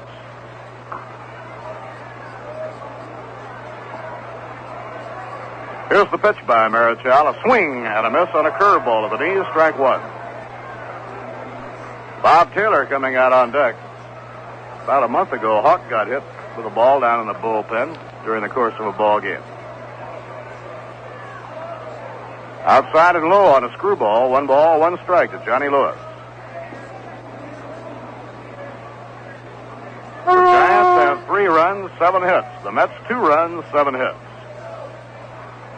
Bounced foul, no play. Each team has hit 2 home runs. Boyer and Luplow for New York And Willie McCovey has hit 2 for the Giants.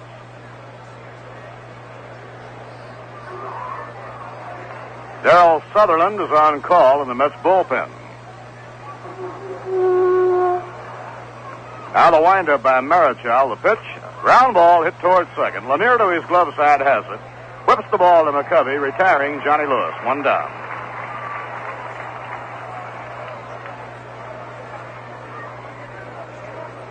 Now Hawk Taylor is being called back, and Johnny Stevenson is coming out as a pinch hitter. So right here, let's pause for station identification. This is the New York Mets Baseball Network.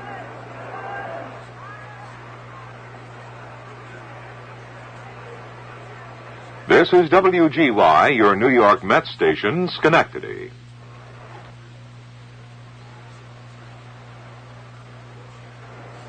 Bob Murphy with Lindsey Nelson and Ralph Kinder from Candlestick Park in San Francisco. Good ball game going. Giants 3, Mets 2. We're in the 7th. And Johnny Stevenson is batting for Hawk Taylor. Johnny's had good luck against the Giants this year. He is hitting .424 against San Francisco. Now the pitch by Marichal. A swing and a miss, strike 1.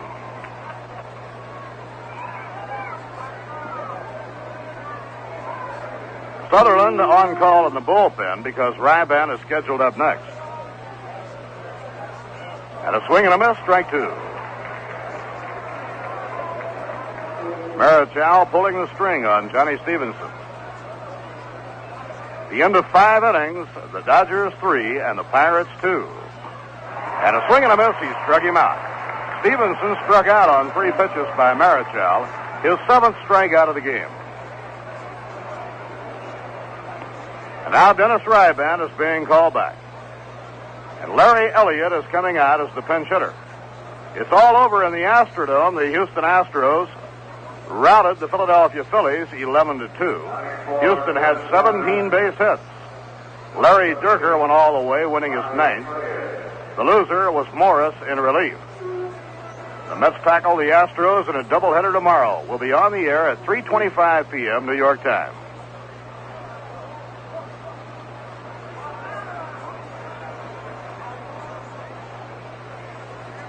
Now left-handed hitting Larry Elliott will bat for Dennis Ryban.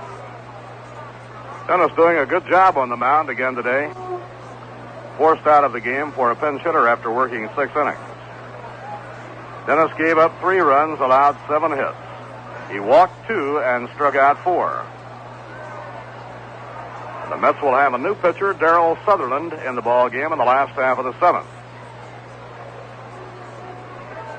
Say, now's a good time to light up a cool and taste the most refreshing coolness you can get. Cool Filter Kings. A swing and a miss on a breaking ball by Marichal, strike 1.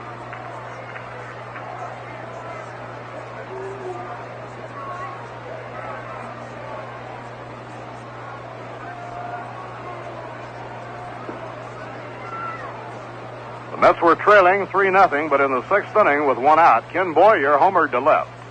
And Al Luplow homered to right to make it 3-2. For Boyer and Luplow, it was the 2nd time this year they have homered off Juan Marichal. Bud Harrelson is the on-deck batter.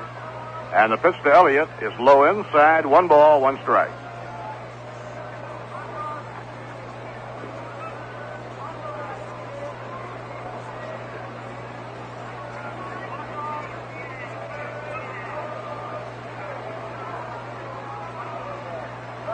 Pitching 1-1. Ground ball going foul off to the right side. It's 1 ball and 2 strikes.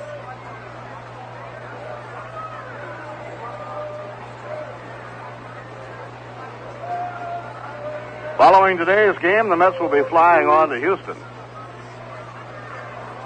Here's the 1-2 pitch. Off the outside corner, it's 2-2. Tomorrow, Nolan Ryan and Tug McGraw are the pitchers against the Astros' Dave Justy and Bob Bruce.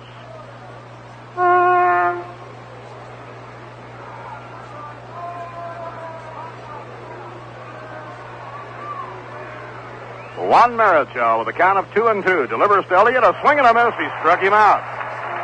Marichal coming back strong. Strikes out 2 of the 3. He now has struck out 8 in 7 innings. No runs, no hits, no errors, none left on. 7th inning stretch time for the Giant fans at the end of 6.5 innings. The Giants 3 and the New York Mets 2. We all love our country. It's the most beautiful country in the world. Let's prove how much we love it. Let's keep America beautiful. Doesn't it make you fighting mad to see thoughtless, careless people spreading trash and litter all over our streets and roads and highways and waterways? Doesn't it make your blood boil when people scatter rubbish all over our parks and woodlands and beaches? You bet it does. So always carry a litter bag in car or boat. When you have trash to get rid of, don't throw it away, stow it away. Hold everything for the proper receptacle. Our roads and streets and parks and waterways belong to all of us. Litter is an eyesore, interferes with outdoor fun. It's a threat to health and highway safety.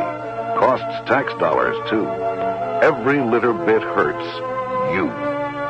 We have the most beautiful country in the world. Let's keep it that way. Let's all work together to keep America beautiful.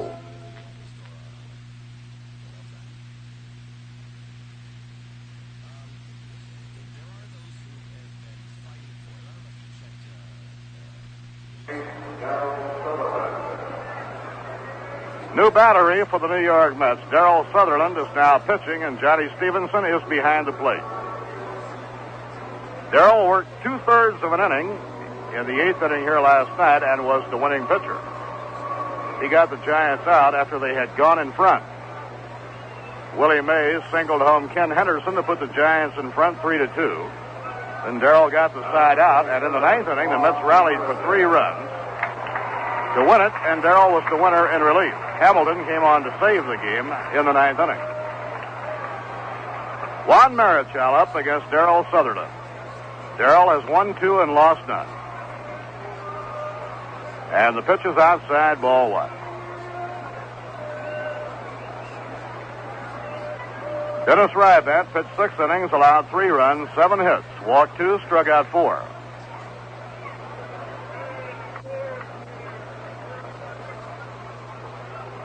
Right in there for a call strike. 1 ball and 1 strike.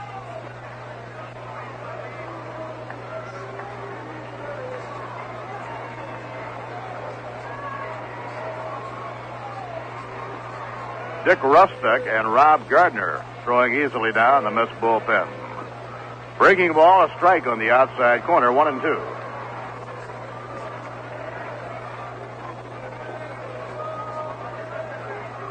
Rustick's shoulder feels a lot better.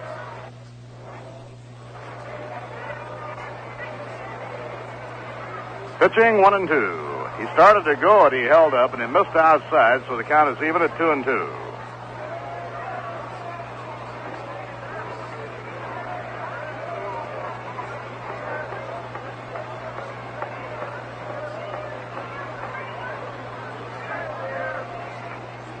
Pitching 2-2. A swing and a miss. He struck him out. Darryl Sutherland with a curveball strikes out Juan Marichal, 1 man away. Now the top of the batting order for Tito Fuentes. He reached on an infield hit in the 1st inning and since then has bounced out to short and been struck out. Fuentes has 1 for 3. He's batting .257. For Darryl Sutherland, this is his 3rd outing since rejoining the ball club from Jacksonville. Darryl, a slender Californian.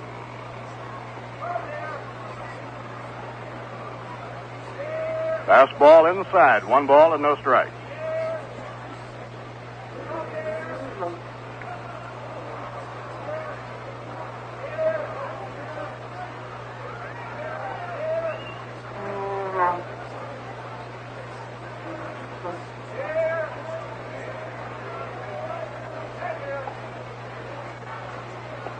Five innings at Dodger Stadium. The Dodgers 3 and the Pirates 2.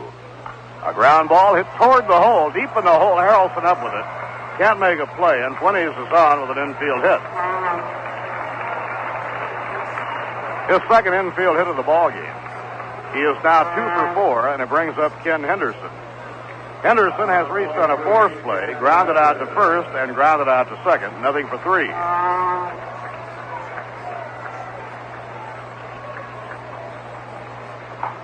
Ken Henderson, a switch hitter, batting at .263.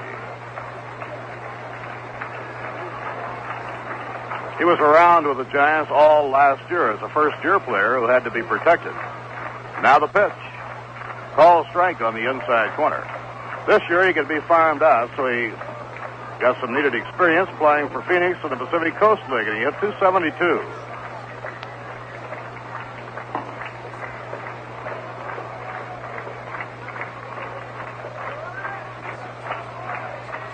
Now Darrell Sutherland in the set position, throws to first base, not in time. Last of the 7th inning, Giants 3 and the Mets 2.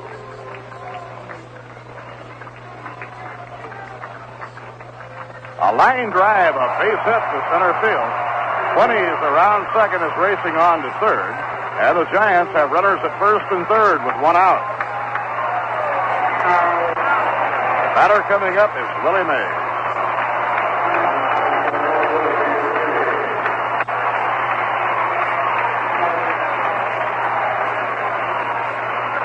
In today's game, Willie has reached on a force play. Flied to deep center. The ball was caught right against the fence at the 4:10 mark by Cleon Jones. And Willie's last time up against Dennis Ryban, he was called out on strikes.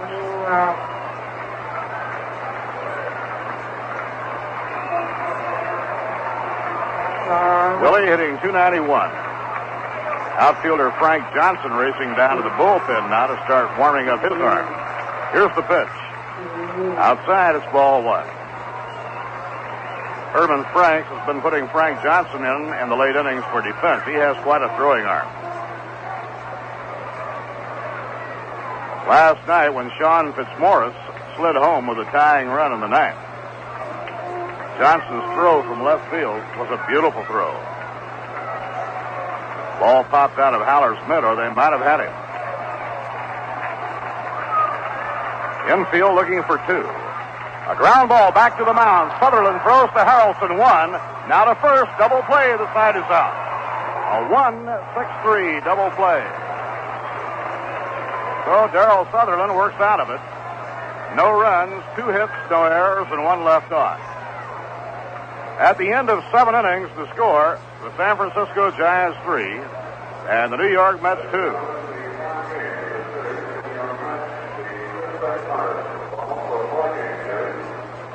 In the National League at Dodger Stadium, it's the Dodgers 3 and the Pirates 2 at the end of 5.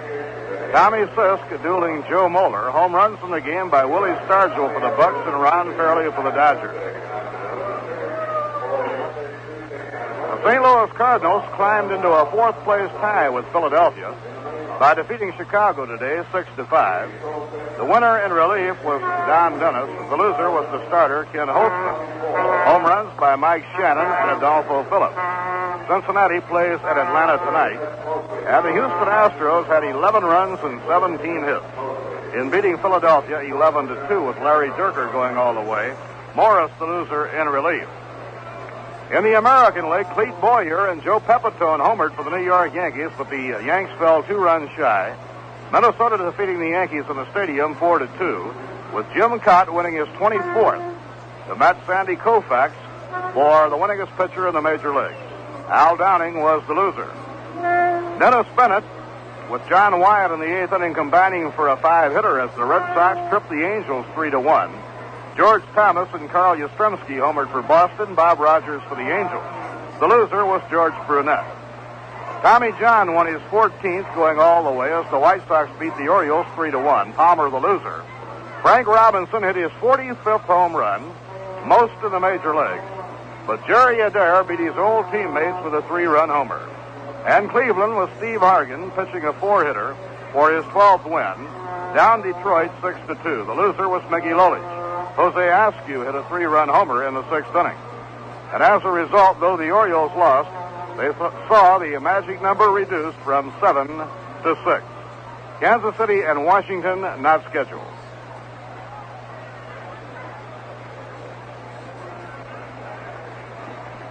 Now the Pirates are out in the sixth inning at Dodger Stadium.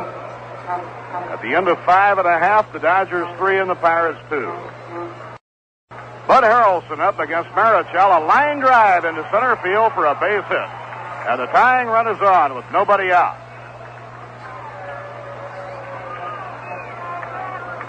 Single to center by Bud Harrelson is the 8th hit in the ballgame for the New York Mets. And now Chuck Hiller is coming up, and the sign is going out to the Giant bullpen.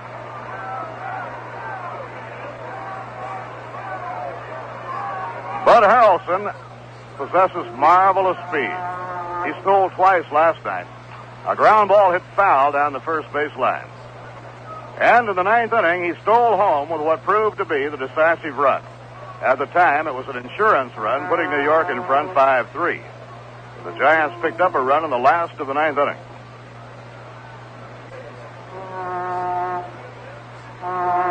Lobbed over to first, and Harrelson scampers back. In his short time with the New York Mets, Harrelson has stolen 5 bases. He's 5 for 5. He hasn't been caught.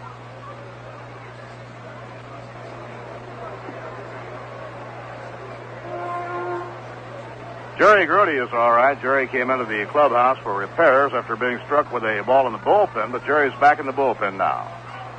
A foul ball off back toward the Giant dugout, and a 2-strike count to Chuck Hiller.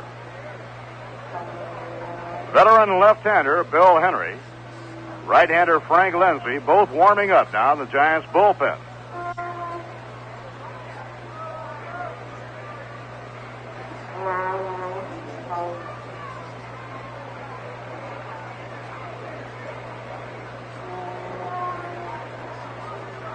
Juan Marichal, trying to win his 23rd, has gone all the way, has allowed 2 runs, 8 hits.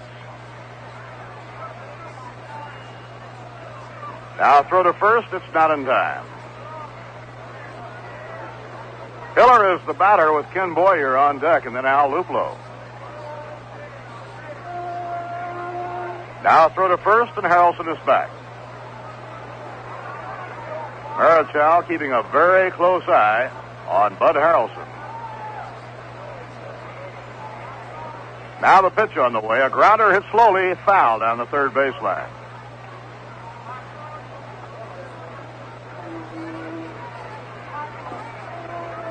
Chuck Hiller has 1 for 3. Chuck had an infield hit to deep short in the 3rd inning. Hiller batting at .308. Mets behind 3-2. A high infield pop fly. Tito Fuentes, the shortstop, is under it, and he makes the catch. Tito has a style all his own on catching those pop-ups. He has his arms at his sides. He dresses those up pretty good. He stood there with his arms hanging at his sides, and at the last moment put his glove up there. The crowd was starting to ooh and ah like he'd lost the ball and didn't know it was coming his way. Ken Boyer stepping in against Marichal. Ken had a home run against Marichal in the 6th inning. After he connected, Al Luplow connected to right field to make it 3-2.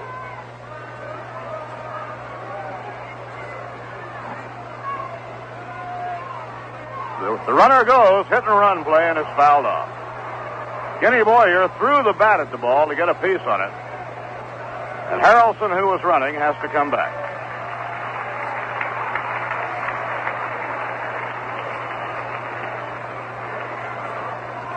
Al Luplow is waiting on deck, and then Ed Kranepool.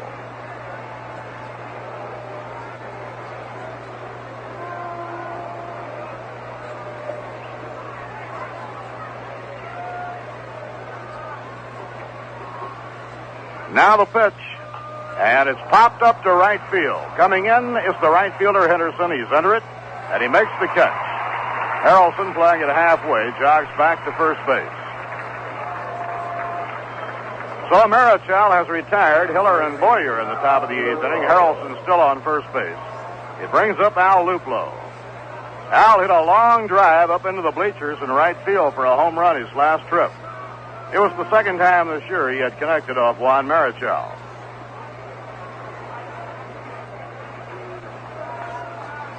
Giants 3, Mets 2, eighth inning.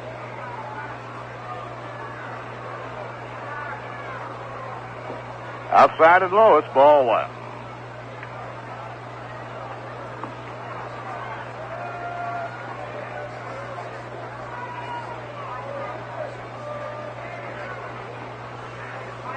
A swing and a miss at a screwball thrown by Juan Marichal. 1 ball, 1 strike.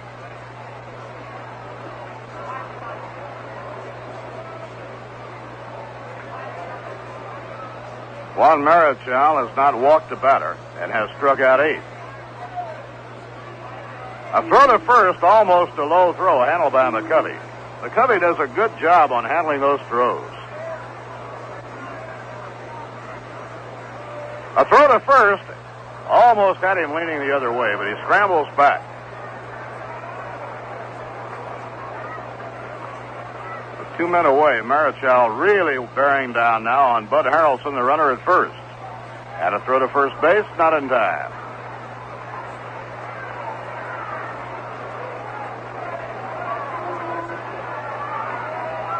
And a throw to first. Close, but he's back.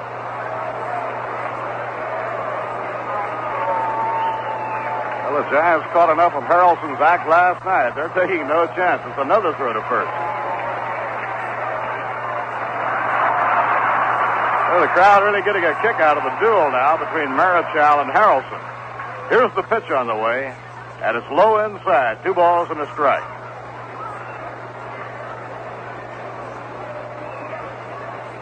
Bud stole second, and he stole home last night. He brought in what proved to be the winning run. Pitching 2-1. The runner goes. A swing and a miss. The peg to second, the slide. The ball goes into center field. Harrelson is on his way to third, and he pulls into third, standing up. And Bud Harrelson has his 6th stolen base. He's batting 1,000. They haven't caught him yet. He's 6 for 6.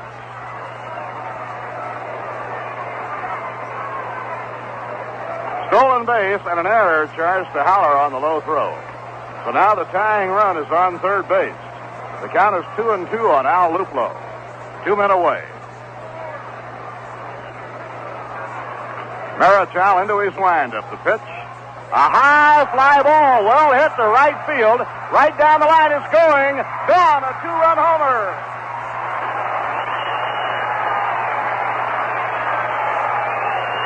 The Mets lead 4-3 on a 2-run homer by Al Luplow. His 2nd home run of the ball game. I don't know whether the base-running antics of Bud Harrelson had anything to do with it or not. It could have. May have bothered Marichal just a little bit. And Al Luplow ripped it. A high fly hit right down the right field line and well over the fence for a 2-run homer. And the Mets lead 4-3. Luplow's 7th home run of the year. Foul ball coming back to the crowd. No play. Al Luplow has hit only 7 home runs all year, and he has 3 of the 7 off Juan Marichal.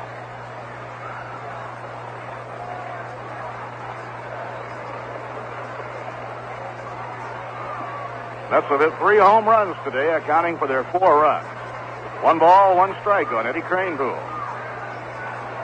Eddie has 3 for 3 today. Here's the pitch on the way. A slow ground ball down the first baseline. Marichal racing after it. McCovey tries to scoop the ball to Marichal. They can't make the play. And Kranepool is on with a base hit. He now is 4 for 4. 3 of the 4 have been infield hits.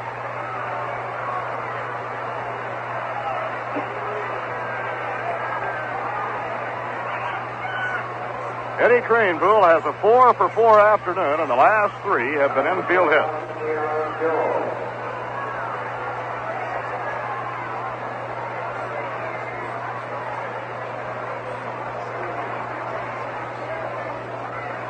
Leon Jones stepping in. Mets lead 4-3, top of the 8th inning.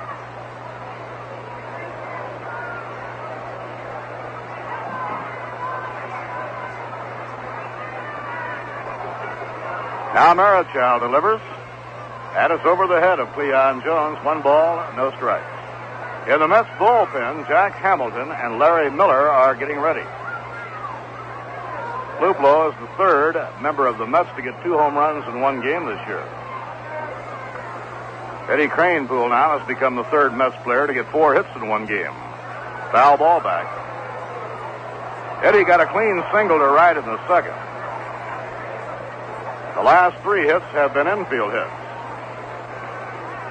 At the end of 6 innings at Dodger Stadium, the Dodgers 3 and the Pirates 2. If the Mets win and the Dodgers win, the Dodgers are going to be sitting in a good spot.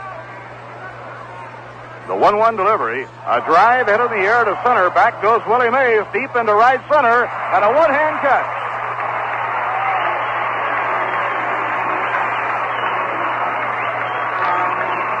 Well, that was a beauty by Willie Mays. It saved a run, a long run into deep right center, and a one-hand catch out by the fence.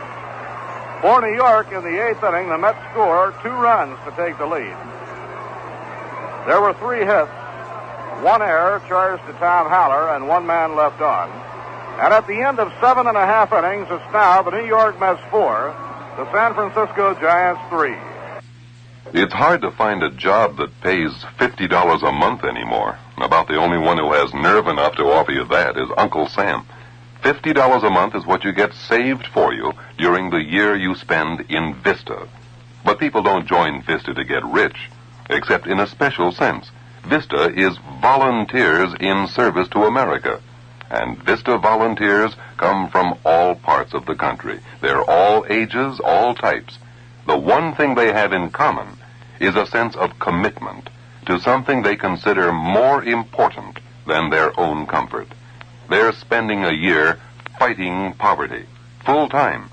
They're learning all sorts of things about people, about this country, about themselves. Vista. To get the whole story, write VISTA, Box B, Washington, D.C. Vista, Box B, Washington.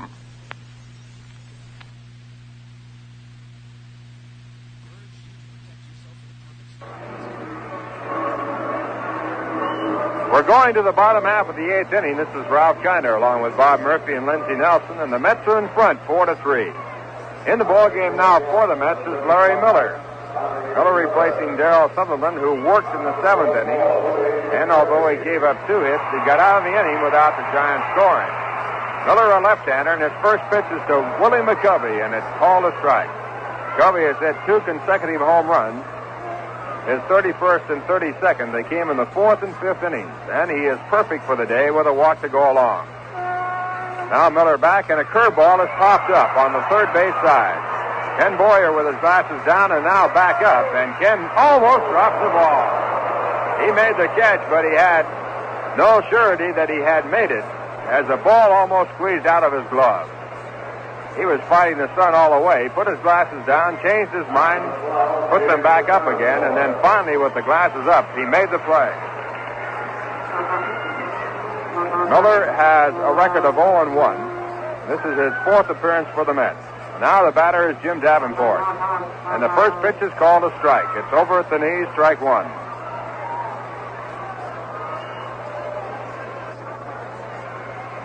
Davenport is 0 for 3. Boyer made a good play on him to get him out his last time up. A ground ball down to first base. Kranepool takes the tough hop, goes to the bag for the out. So 2 men away here in the bottom half of the 8th. The Mets in front by 1. And the batter coming up is Jesus Alou, who is 2 for 3. Mets have Jack Hamilton throwing in the bullpen. This ball game is a big game for the San Francisco Giants. They started the action in 3rd place.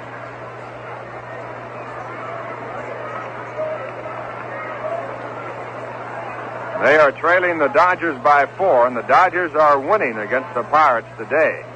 Changeup is popped foul, back of home, going out of play. So it's the strike 1 count on Jesus Alou. Dodgers leading the Pittsburgh Pirates by a score of 3-2 at the end of 6. If the Giants lose today and the Dodgers win, the Giants will be 5 games back.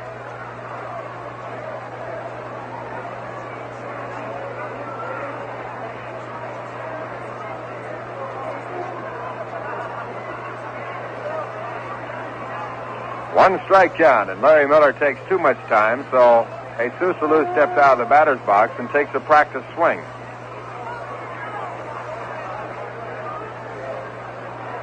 Now the pitch is grounded over the head of the third baseman deep to short. Taken by Harrelson, the long throw to first base in time to retire the side.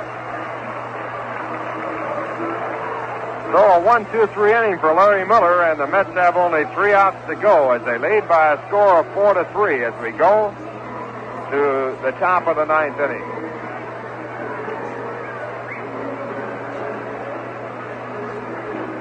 Well, the Mets, after their game here today, move on to play against the Houston Astros. They'll be playing a doubleheader tomorrow against Houston. It's going to be Tug McGraw and Nolan Ryan. We'll be on the air with our ball game at 3:25 New York time. Dave Justy and Bob Bruce are the scheduled Astro pitchers. Mets play the Astros a doubleheader on Sunday, a single night game on Monday, and a single night game on Tuesday. Then they move on to Cincinnati for a weekend series on Friday, Saturday, and a doubleheader Sunday. Then they come home to play against the Chicago Cubs on the 27th. That'll be a night game on Tuesday night, a day game on the 28th. And then the final series of the year against Houston on the 30th and the 1st and 2nd of October. 30th, a night game on Friday night. The 1st will be a night game on Saturday night. It'll be ladies' night on that Saturday night. Ladies admitted to the ballpark for a 50-cent service charge, and then the final game on Sunday. On Sunday, it'll be Fan Appreciation Day, and the Mets are going to give a free batting fiberglass helmet to all the boys and girls 16 years of age and younger who come to the ballpark that day. Also a gift for the adults. First pitch to Johnny Lewis as we start off here in the top of the 9th. It's swung on a miss, strike one. Juan Marichal working for the Giants. Mets are leading 4-3. They have 4 runs on 10 hits. The Giants have 3 runs and 9. Johnny is 0 for 3 in the game. He'll be followed by Johnny Stevenson and then the pitcher, Larry Miller. The next pitch is called a ball. It's 1-1. Ralph Terry throwing in the bullpen for the Mets now. 1-1 delivery by Marichal. Hit off the end of the bat foul over the third base coach's head. The count goes to 1 ball and 2 strikes. Right now we'll pause for station identification. This is the New York Mets Baseball Network. And this is WGY 810 on your dial, Schenectady, New York, your station for all the Mets baseball games.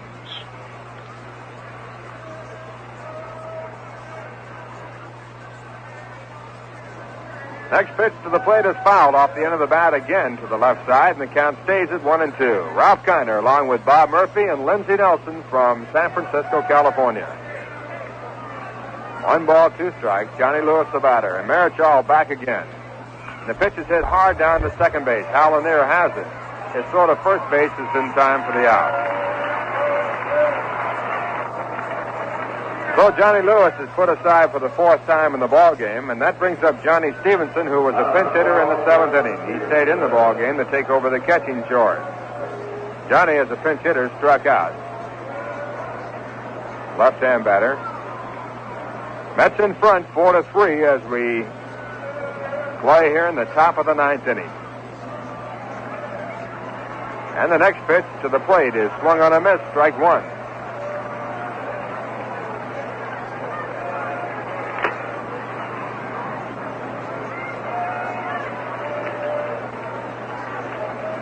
Marichal back, and again a swinging strike.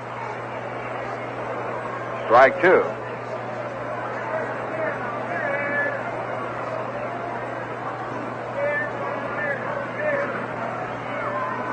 And the next delivery by Marichal is outside. The count, 1 ball, 2 strikes.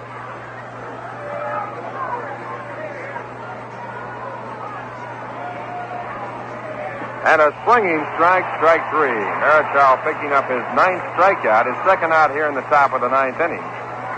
And now the batter will be Larry Miller. Larry is a good hitting pitcher. Number 35, Larry Miller. Miller has been at bat once and has had a base hit. And he swings at the first pitch and misses, strike 1. In the 9th inning, the bottom half of the 9th, Giants have the bottom of their batting order coming up. One strike delivery swung on a miss. It's strike two. They're trailing by one, and the scheduled hitters will be Tom Haller, Hal Lanier, and Juan Marichal. They'll be going to some pinch hitting. Here's a two-strike pitch. Low and away, and it's ball one. 1 ball, 2 strikes.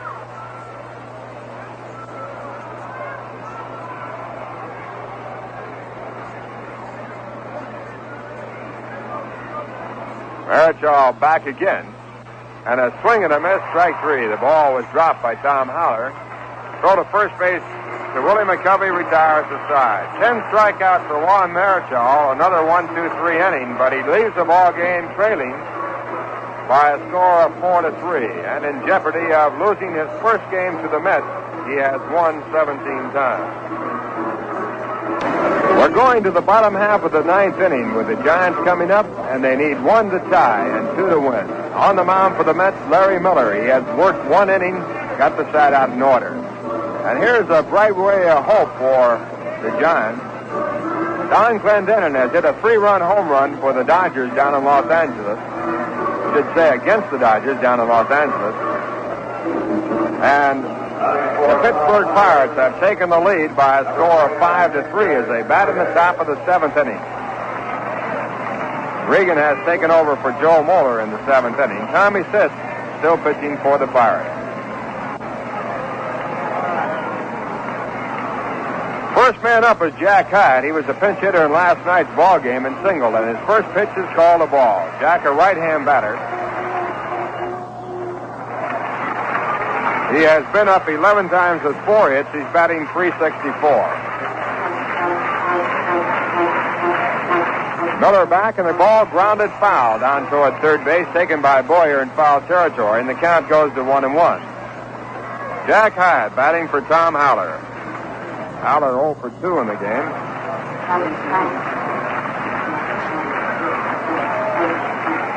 On deck batter is Hal Lanier. Giants have Jim Ray Hart on the bench. He did not start the ball game. A changeup by Miller is too low, and the count 2 balls and 1 strike. Mets have 4 runs and 10 hits. The Giants have 3 runs and 9.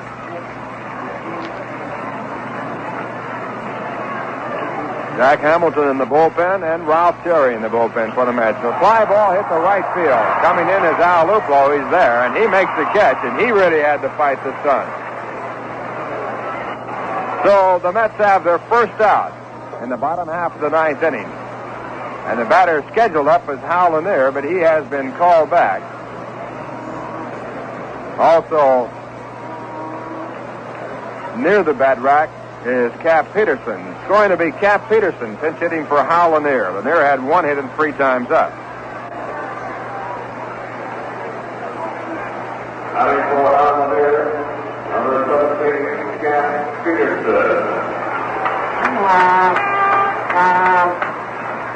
Larry Miller taking some warm-up pitches while the Mets wait for Peterson to get to the batter's box. He's swinging a couple of bats in the on-deck circle.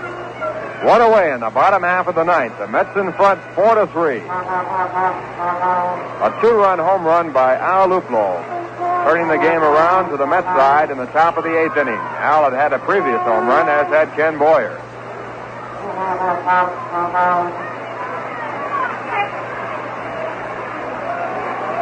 In the on-deck circle now is Jim Ray Hart.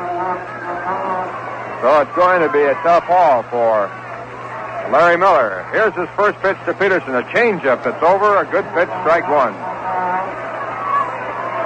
Peterson, a right-hand batter, hitting .238 with 2 home runs and 19 runs batted in.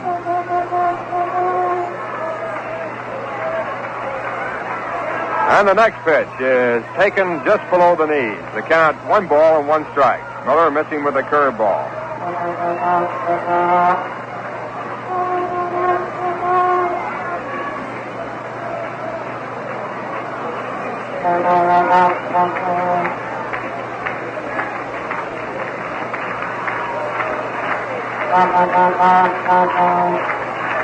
One ball, 1 strike. Miller back again with a change, but this one is outside. So they count 2 balls and 1 strike.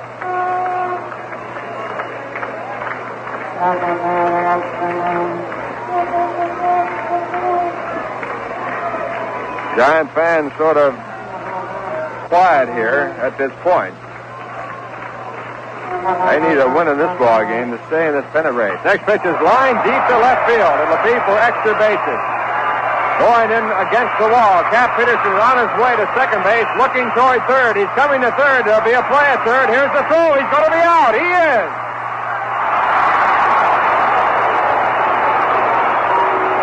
Cap Peterson on the relay from Bud Harrelson out at third base as the Giants try to get the tying run to third.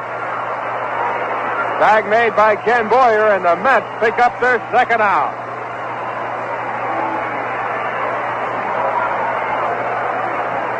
So now they're down to their last out against the Mets. Juan Marichal has never lost a game to the Mets. He will be the pitcher of record.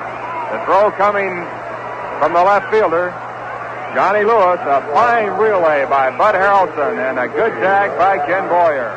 And the Mets getting their second out. They're leading by a score of 4-3, and the batter now is Jim Ray Hart. Hart did not start in either of the last two games against the Mets. He's batting .271, and he takes the first pitch high, a breaking ball. It's ball one. Hart has hit 32 home runs this year with 88 runs batted in. His 32 home runs a career high. He was a pinch hitter in last night's ball game and grounded down to third base and was out. Next delivery, a changeup that's inside. It's ball two. 2 balls and no strikes.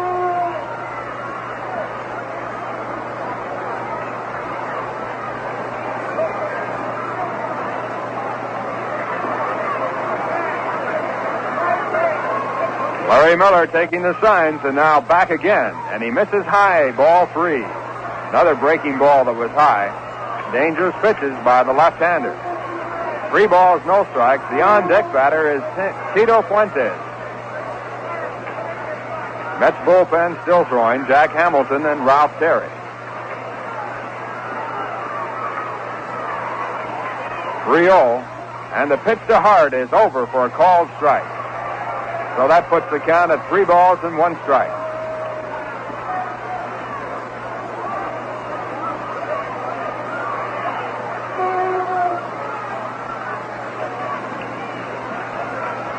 Now the 3-1 pitch. It's long gone to left field, a home run.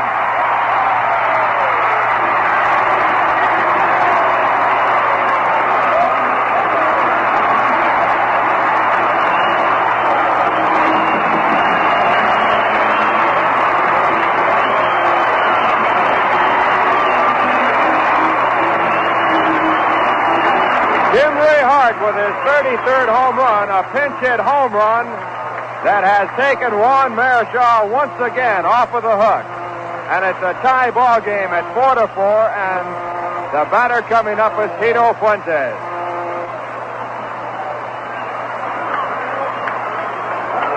So the Giants, with only 1 out left, getting back in the ball game and back in the pennant race. And now the batter Tito Fuentes steps in. And his first pitch is high. It's ball 1.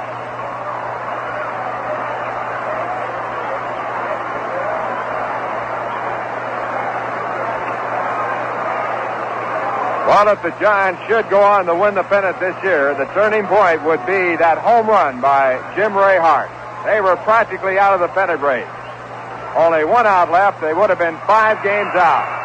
Now a high pop-up as Fuentes fouls the ball into the third base area. Boyer over to make the catch, and a good one as he makes the catch and then falls toward the side. That retires the side, but 1 run too late for the Mets. As the Giants tied up on the home run by Jim Ray Hart, there were 2 hits in the inning, no errors and no one left on base. And the score at the end of 9, the Giants 4, the Mets 4. Well, this has been a tremendous ball game. Last night, the same thing as the Mets won 5-4. Mets scoring 3 runs in the 9th inning and then holding the Giants at bay in the 9th. Here the Giants have tied it up, and we go to the top of the 10th inning. Frank Lindsay is coming in to pitch for the Giants. Juan Marichal once again getting off with the hook. The Mets have never been able to beat him.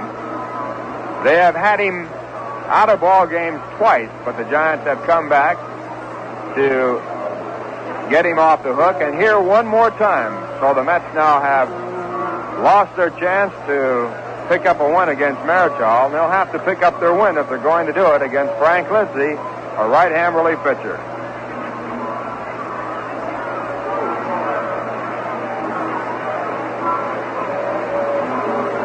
Lindsay is making his 48th appearance. He has a record of 6 wins and 10 losses.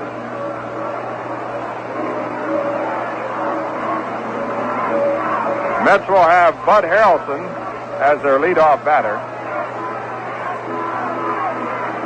He'll be followed by Chuck Hiller and then Ken Boyer.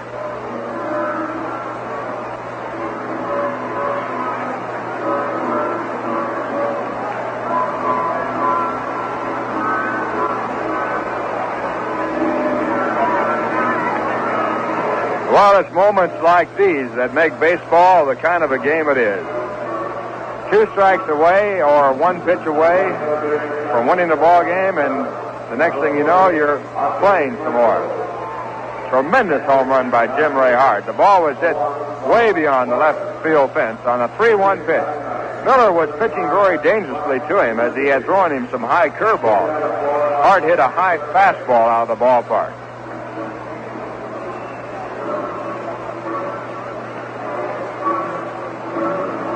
Some changes in the lineup for the Giants. The catcher is Jack Hyatt, who was a pinch hitter, taking over for Tom Haller. Make a correction on that. The catcher is Bob Barton, taking over for Tom Haller. McCovey still at first. Jim Davenport has gone over to second base. Tito Fuentes is still at shortstop. Ozzie Virgil has taken over at third base.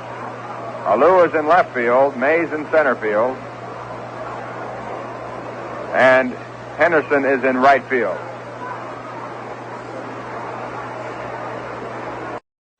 And Frank Lindsay with his first pitch to Bud Harrelson. It's taken outside, ball 1. Lindsay's last appearance was against the Cubs. His action then was a 2-inning stint. He gave up 2 hits, no runs. Right-hander back again, and the pitch is taken low, ball 2. 2 balls, no strikes.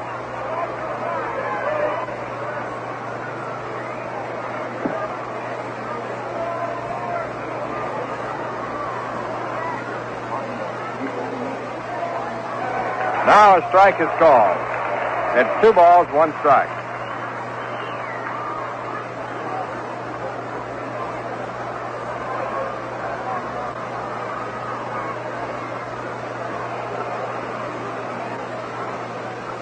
And the next pitch is called strike 2. It's 2 balls and 2 strikes.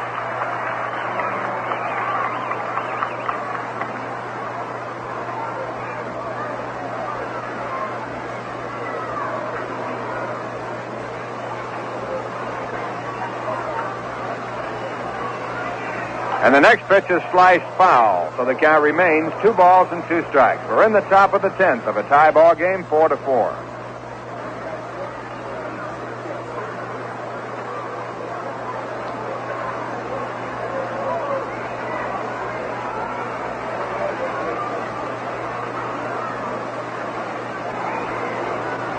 And again a 2-2, and again a foul ball. So Bud Harrelson keeps the count going along at 2 balls and 2 strikes.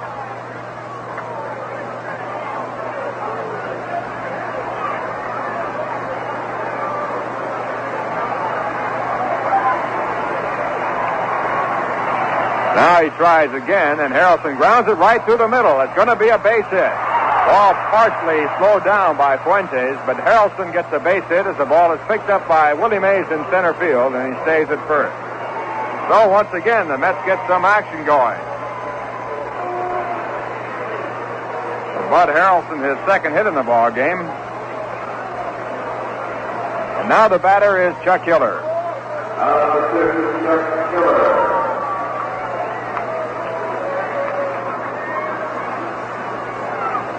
Chuck has had 1 hit and 4 times up.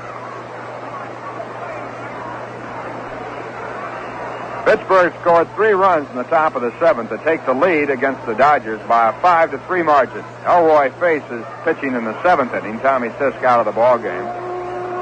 Regan now in the ball game in the 7th inning for the Dodgers. Stargell, Fairley, and Clendenin home runs. The 3 runs coming on Clendenin's 3-run home run in the 7th.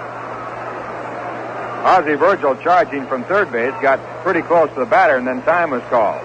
Now Lindsay sets up on the pitching mound. The runner at first, and the first pitch is bunted foul at strike 1. Ball glancing off the bat at Chuck Hiller and going back over the shoulder of the catcher, Bob Barton. 4-4 ball game, both sides with 11 hits.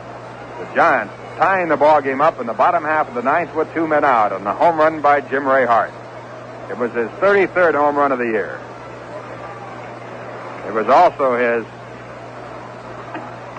big blow against the Mets. Bunted out toward the pitcher's mound. Hiller is thrown out at first base on the sacrifice as Bud Harrelson goes down to second. Jim Davenport taking the throw at first base. That brings up Ken Boyer.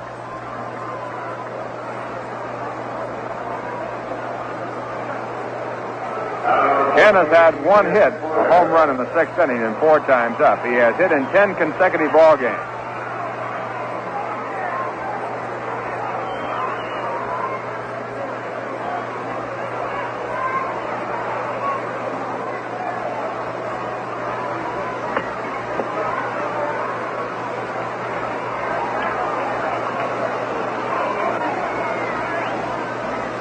And the first pitch to Boyer is outside and low. It's ball 1.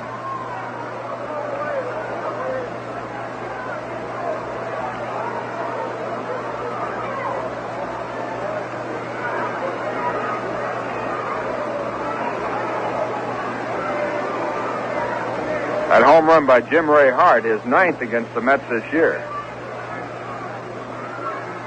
Only one other hitter has done better, and that was Willie Stargell, who hit 10 against the Mets. Now time is called. Bob Barton called out to the mound by Frank Lindsay.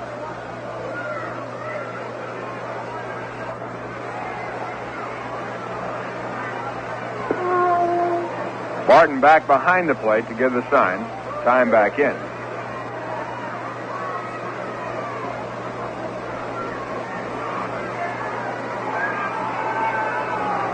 And now Frank's next pitch to the plate is low again. It's ball 2. 2 balls, no strikes. Lindy McDaniel warming up in the bullpen for the Giants.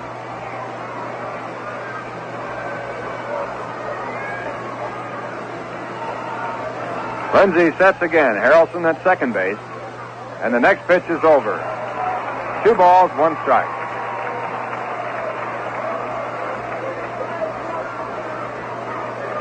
Dodgers out in the bottom half of the 7th.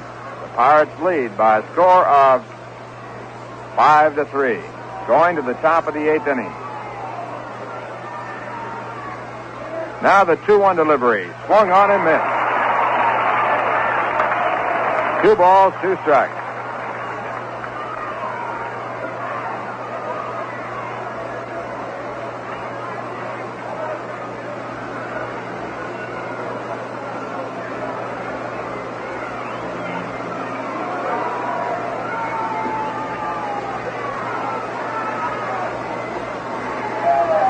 Lindsay working extremely slowly.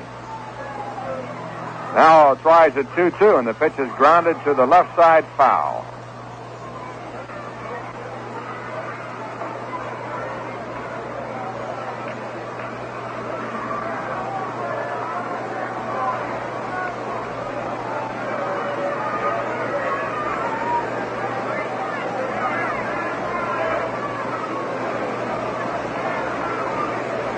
Frank Johnson loosening up for the Giants. He has a strong arm, an outfielder. 2-2 pitch again, and again fouled off. Boyer fooled in the pitch, but getting a piece of the ball to foul it off and keep the count at 2 balls and 2 strikes. Mets have the go-ahead run at second base. Bud Harrelson is there. He singled through the middle, was sacrificed to second base by Chuck Hillis. Now it's Ken Boyer with one man out in the top of the 10th inning. And a 2-2 again, a foul ball. This one coming over toward the left side, and Ozzie Virgil a long run, but he couldn't catch up to it. Ozzie in at third base for the Giants.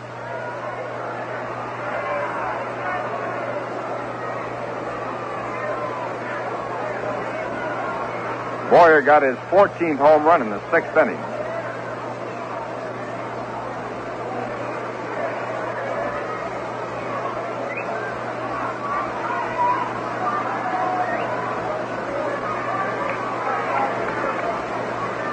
Once again, Lindsay sets up, and the 2-2 pitch. It's over. Called strike three.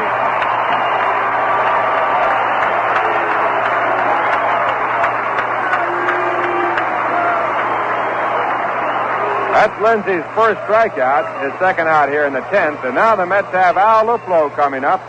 Al has had 2 home runs and 4 times up. It was his home run in the 8th inning with Bud Harrelson on at third base that put the Mets in front by a score of 4-3. In the 6th, after Boyer hit his home run, Al got one right behind him. He now has 7 on the season, 3 of them off Warren Marichal and 4 against the Giants. Lupo's going to be walked intentionally. And the first pitch is outside. It's ball 1. The Giants are going to take their chances with Eddie Kranepool. Next pitch is ball 2. Bud Harrelson at second base. And with 2 men out, the Giants would rather pitch to Kranepool than Al Luplow. Now the next pitch, ball 3.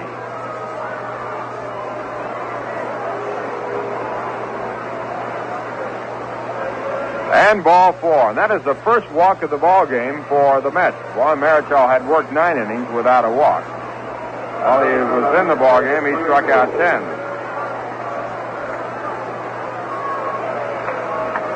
Now, with the situation with runners at first and second, Frank Johnson is being put in left field in place of Jesus Alou to take advantage of his strong throwing arm. Number 47, Frank Johnson.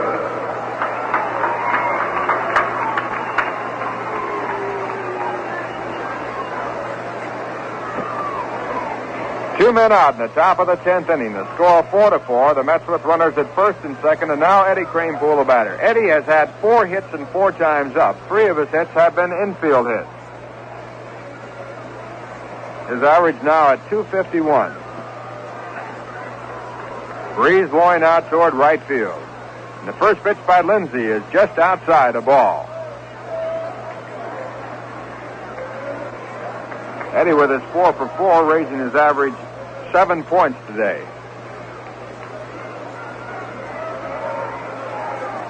Now Lindsay sets again, and his pitch back to the plate is outside again. It's ball 2.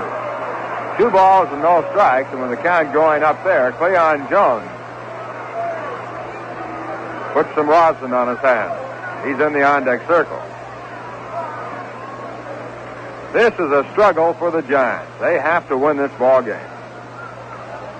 Mets doing everything they can to keep them from winning. Now, ground ball hit down to short. Fuentes has it. He throws over to Davenport, covering at second base for the 4th play to retire the side. In the inning, no runs, 1 hit, no errors, a walk which was intentional, and 2 men left on. And the score through 9.5 innings, the Mets 4, the Giants 4. You ever stop to think of how many lonesome travelers there are here in yonder and how thirsty they get?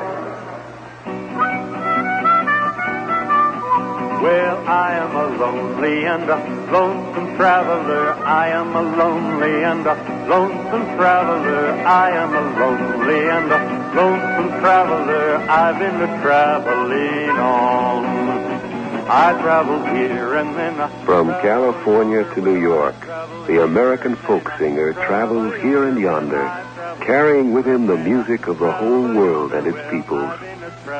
And sometimes when the traveling gets thirsty, he puts down his guitar and accompanies himself with a cold beer, maybe Rheingold. And in New York City, where more songs and travelers stop than anywhere else in the world, more people buy Rheingold Extra Dry than any other beer. How come? Maybe it's the Oregon hops we use. Who knows? But we must be doing something right.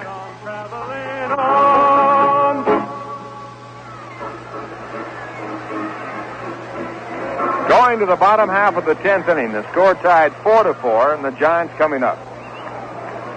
Ken Henderson will lead off for the Giants. He'll be followed by Willie Mays and Willie McCovey. Henderson, a right-hand batter against left-hand pitching, has had 1 hit and 4 times up. And Larry Miller, the pitcher in the mound, and the first pitch is running out toward third. Boyer breaking in, comes up with the ball, throws to first base in time for the out. Ken Boyer immediately breaking in as he saw Henderson move out the bunt. Made a fine play in the ball to pick up the first out, and now the batter will be Willie Mays.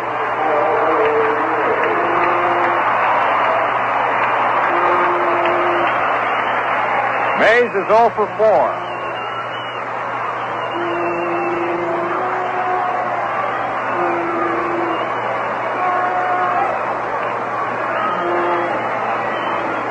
Miller came in the ball game in the 8th inning, retired the side in order in the 8th, got 2 men out in the 9th inning, but then gave up a home run to pinch hitter Jim Ray Hart, which tied up the game. Now working with 1 out in the bottom half of the 10th. His first pitch to Mays is low and away. It's ball 1.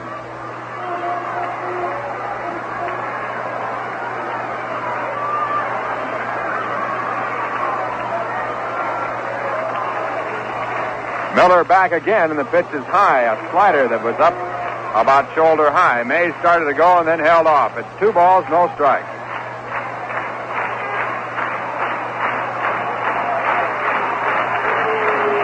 Both sides with 4 runs, both sides with 11 hits. Now Miller back again, and the pitch is fouled off. Mays with a hard swing, and the ball going back out of play. Count at 2 balls and 1 strike.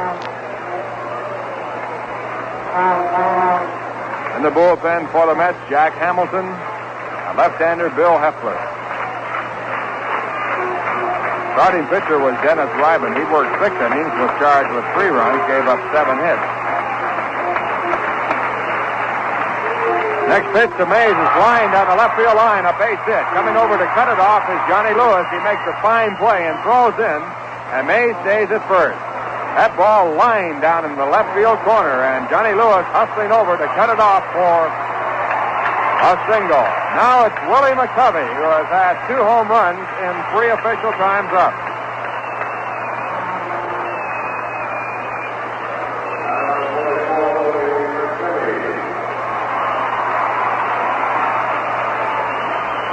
McCovey with his 31st and 32nd home runs in the 4th and 5th innings, stepping in the batter's box. Batting at .299, and the first pitch is a curve that's outside for a ball.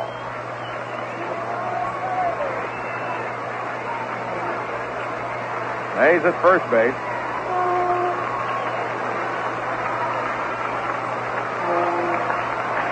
He has a good-sized lead. Miller watching, now going to first base. Mays gets back. Mays has had 5 stolen bases in 6 tries. Again, he leads off with a good-sized lead. The pitch to the plate is swung on and missed. Hard swing by Willie McCovey on a curveball. The count 1-1.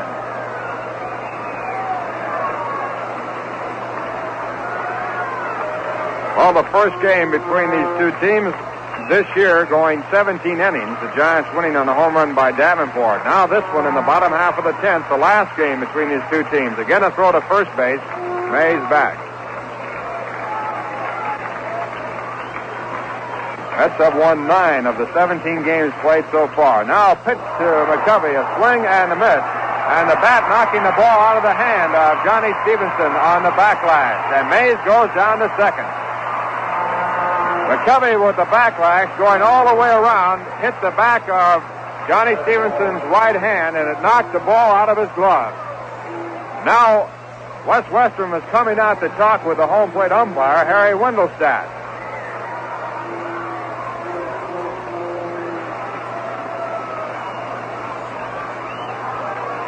At the same time, checking out Johnny Stevenson, see if he is all right. Willie McCovey, after missing the ball completely and the bat going all the way around, hit the back of the right hand of Johnny Stevenson, knocking the ball out. So now the Giants have the winning run at second base with Willie Mays there and one out.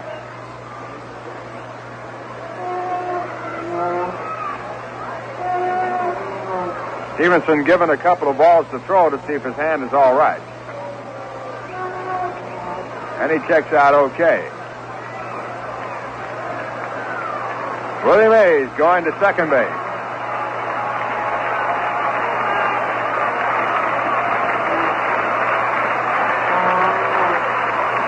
Now time is called, and Stevenson is called out to the mound by Larry Miller. We'll pause for station identification. This is the New York Mets Baseball Network. And this is your station for sports in the Great Northeast, WGY Schenectady.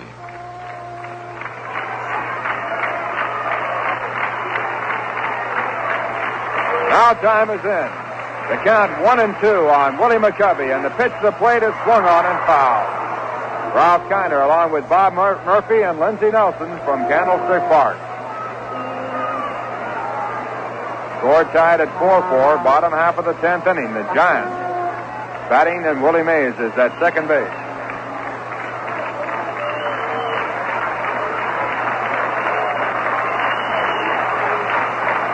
And the next pitch is hit deep to right field. It's going, gone, and the ball game is over.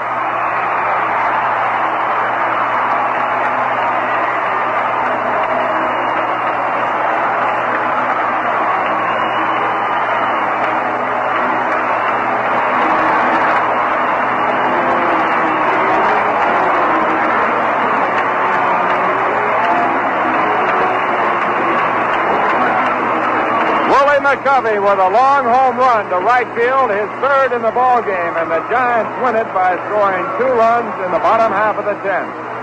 2 runs on 2 hits, there were no errors, and no one left on base, and the Giants coming back win the ball game with a run to tie it up in the 9th and 2 runs in the 10th inning. For Willie McCovey, his 33rd home run of the year, and it sends the Mets back from San Francisco with a very, very tough defeat. A big win for the Giants as they win a game they had to win, and they did it with a home run bat.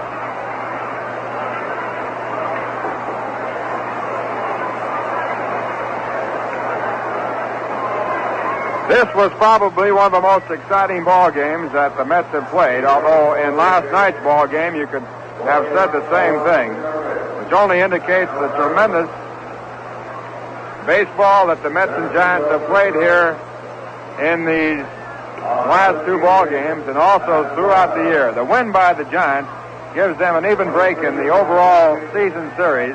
Mets 29 and the Giants 29. Here in San Francisco, the Mets won 5 of the 9 games played.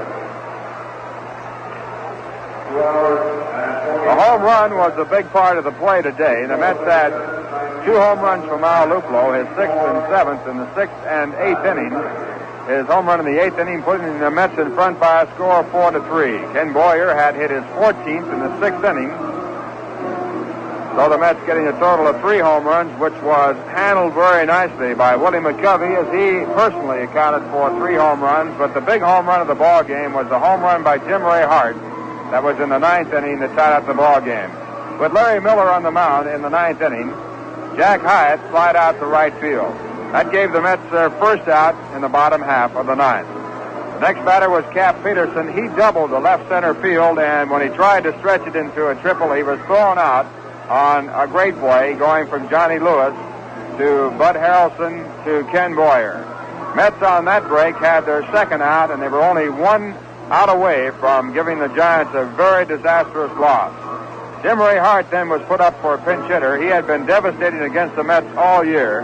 He had hit 8 previous home runs against the Mets. He worked the count down to 3 balls and no strikes, took a strike, and then hit a 3-1 fastball way over the wall in left field to tie up the ball game.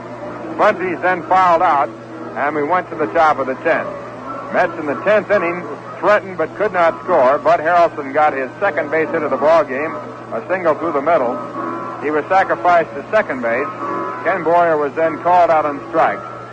And then Al Lupo, who had had 2 previous home runs, was walked intentionally.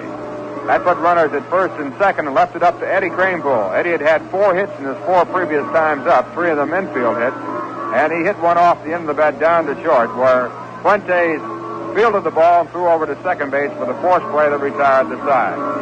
In the 10th inning, the Giants won it after Ken Henderson was out on a fine play by Ken Boyer on a bunt. Willie Mays singled and then moved down to second base on a freak pass ball play. And Willie McCovey hit a curveball out down the right field line that won the ball game for the Giants by a score of 6-4. Juan Marichal was at one time in the ball game on the losing side of the record. If Jim Ray Hart had not hit his home run, Marichal would have absorbed his first loss against the Mets. He had won 17. He was not the winning pitcher. Frank Lindsay was the winning pitcher. It was his 7th win against 10 losses. He was in the ball game in relief and worked 1 inning. The starting pitcher for the Mets was Dennis Ryban, and the losing pitcher was Larry Miller. His record now 0-2. So a fine ball game closing out the series between the Mets and Giants this year, with each team winning 9. The line score of the ball game, the Giants 6 runs on 13 hits. They made 1 error. The Mets 4 runs, 11 hits, and no errors.